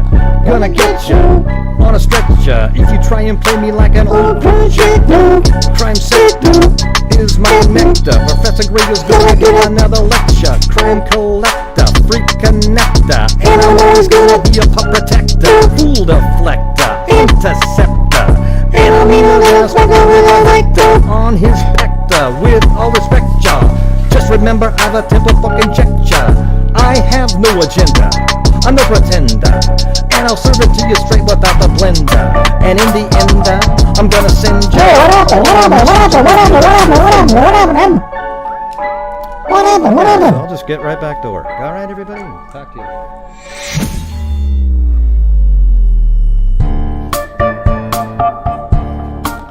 Gosh, Gray, what was that, man? The music played before the other stuff stopped.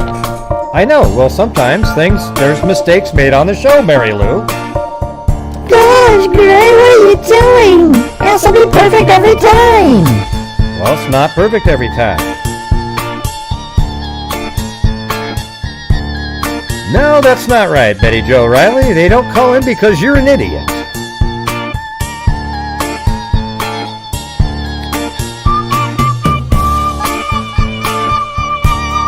I think it's mainly the holiday.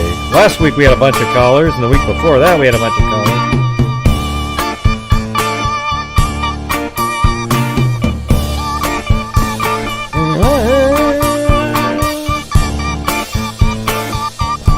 And I don't really care. You know that? Yeah.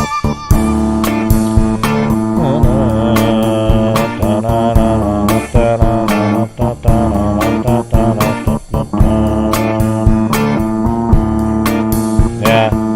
A lot of drunk people like Betty Jo Riley up there. They get drunk every single afternoon. And hey, I don't want to don't call in, guys. Listen, I don't call in.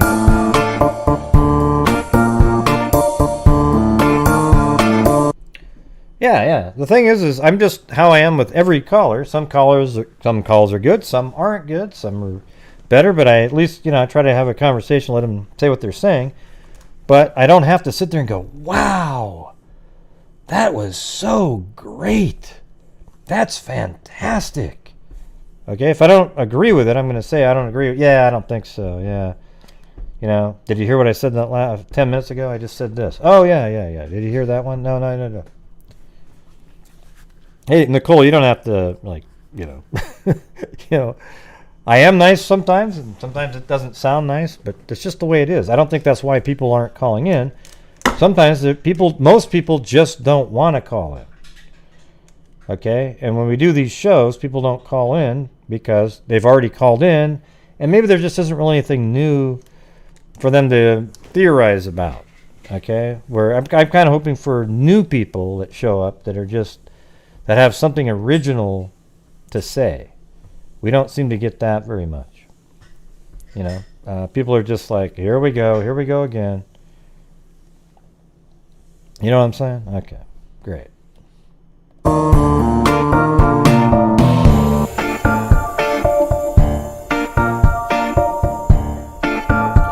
But I mean, thanks for saying that I'm pretty nice to callers, I think. Look at that. I'm not sure to take that one, Nicole. Gray's pretty nice to callers, I think. I think. I'm not sure. Is he okay? Maybe there's times where... I know. I'm not always nice, okay? You're right. That's pretty good.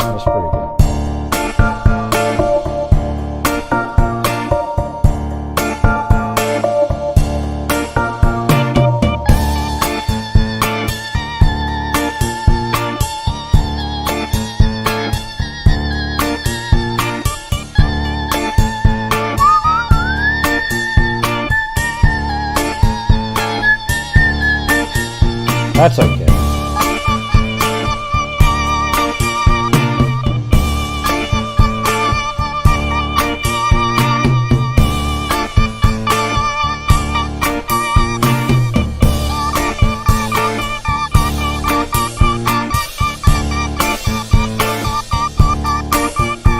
Good night, Pink is my RX.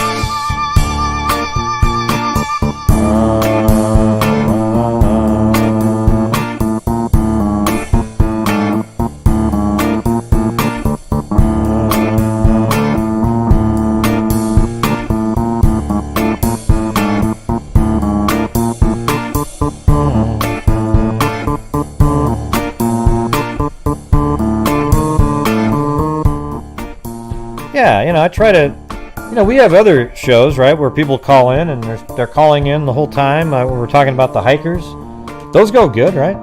So what's the difference on the Delphi night? Right. Nothing.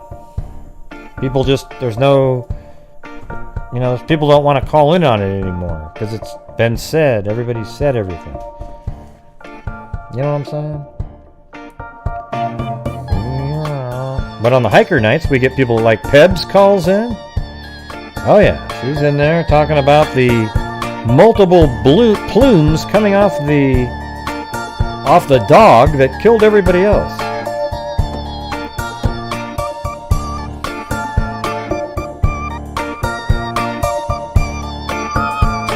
I know, she's gonna get that. Oh yeah, I want to give Pebs that mug. Man, if she's right on that one, wow.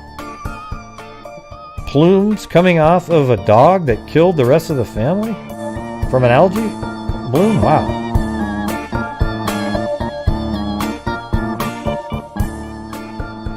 Oh, I see. So you're one of the people that... Because there was somebody that called in and had a specific model of a gun. It was just really crazy.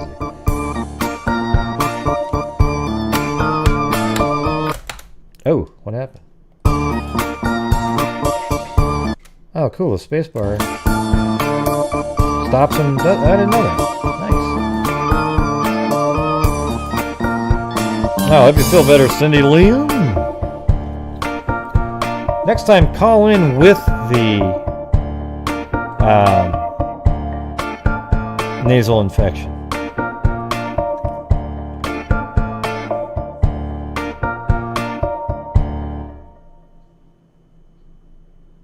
Yep.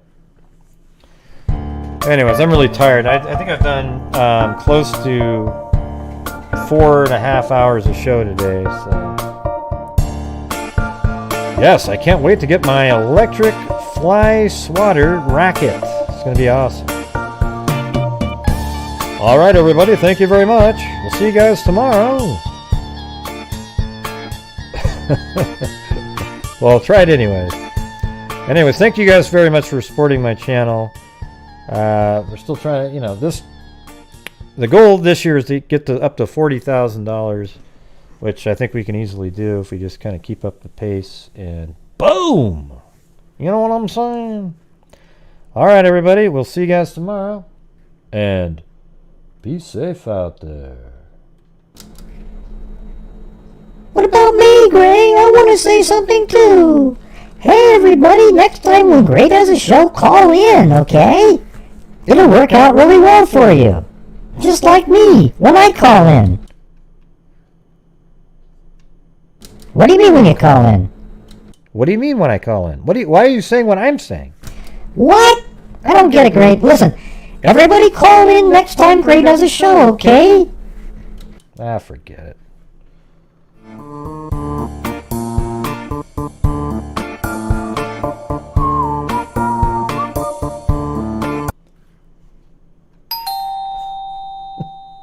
Hello? Yeah, see, I just called in Gray right now. Now, Gray, let me ask you a question. Do you think it's possible that the killer in the Delphi case worked at a McDonald's at some point in his life? Well, I do think it is possible. As a matter of fact, I think a lot of kids, people do work at a McDonald's at some point in their life when they're growing up. And some people even work at a Dairy Queen. Well, that was my next question. I was wondering, do you think it's possible that they worked at a Dairy Queen and maybe a Burger King at some point? Well, yes, I think that's also possible. You know, maybe when they were 15, they worked at the McDonald's. 16 or 17 over at, well, you didn't mention Wendy's. Well, I was going to say that too, Gray, but you didn't give me time.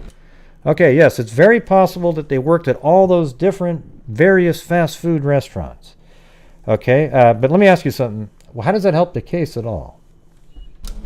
Well, it really doesn't, but here's the thing. I think those types of people are the ones that end up living in their mother's basement and playing video games and drooling out of the side of their mouth. Well, I know somebody in the chat that would love that answer, and that's Zozo.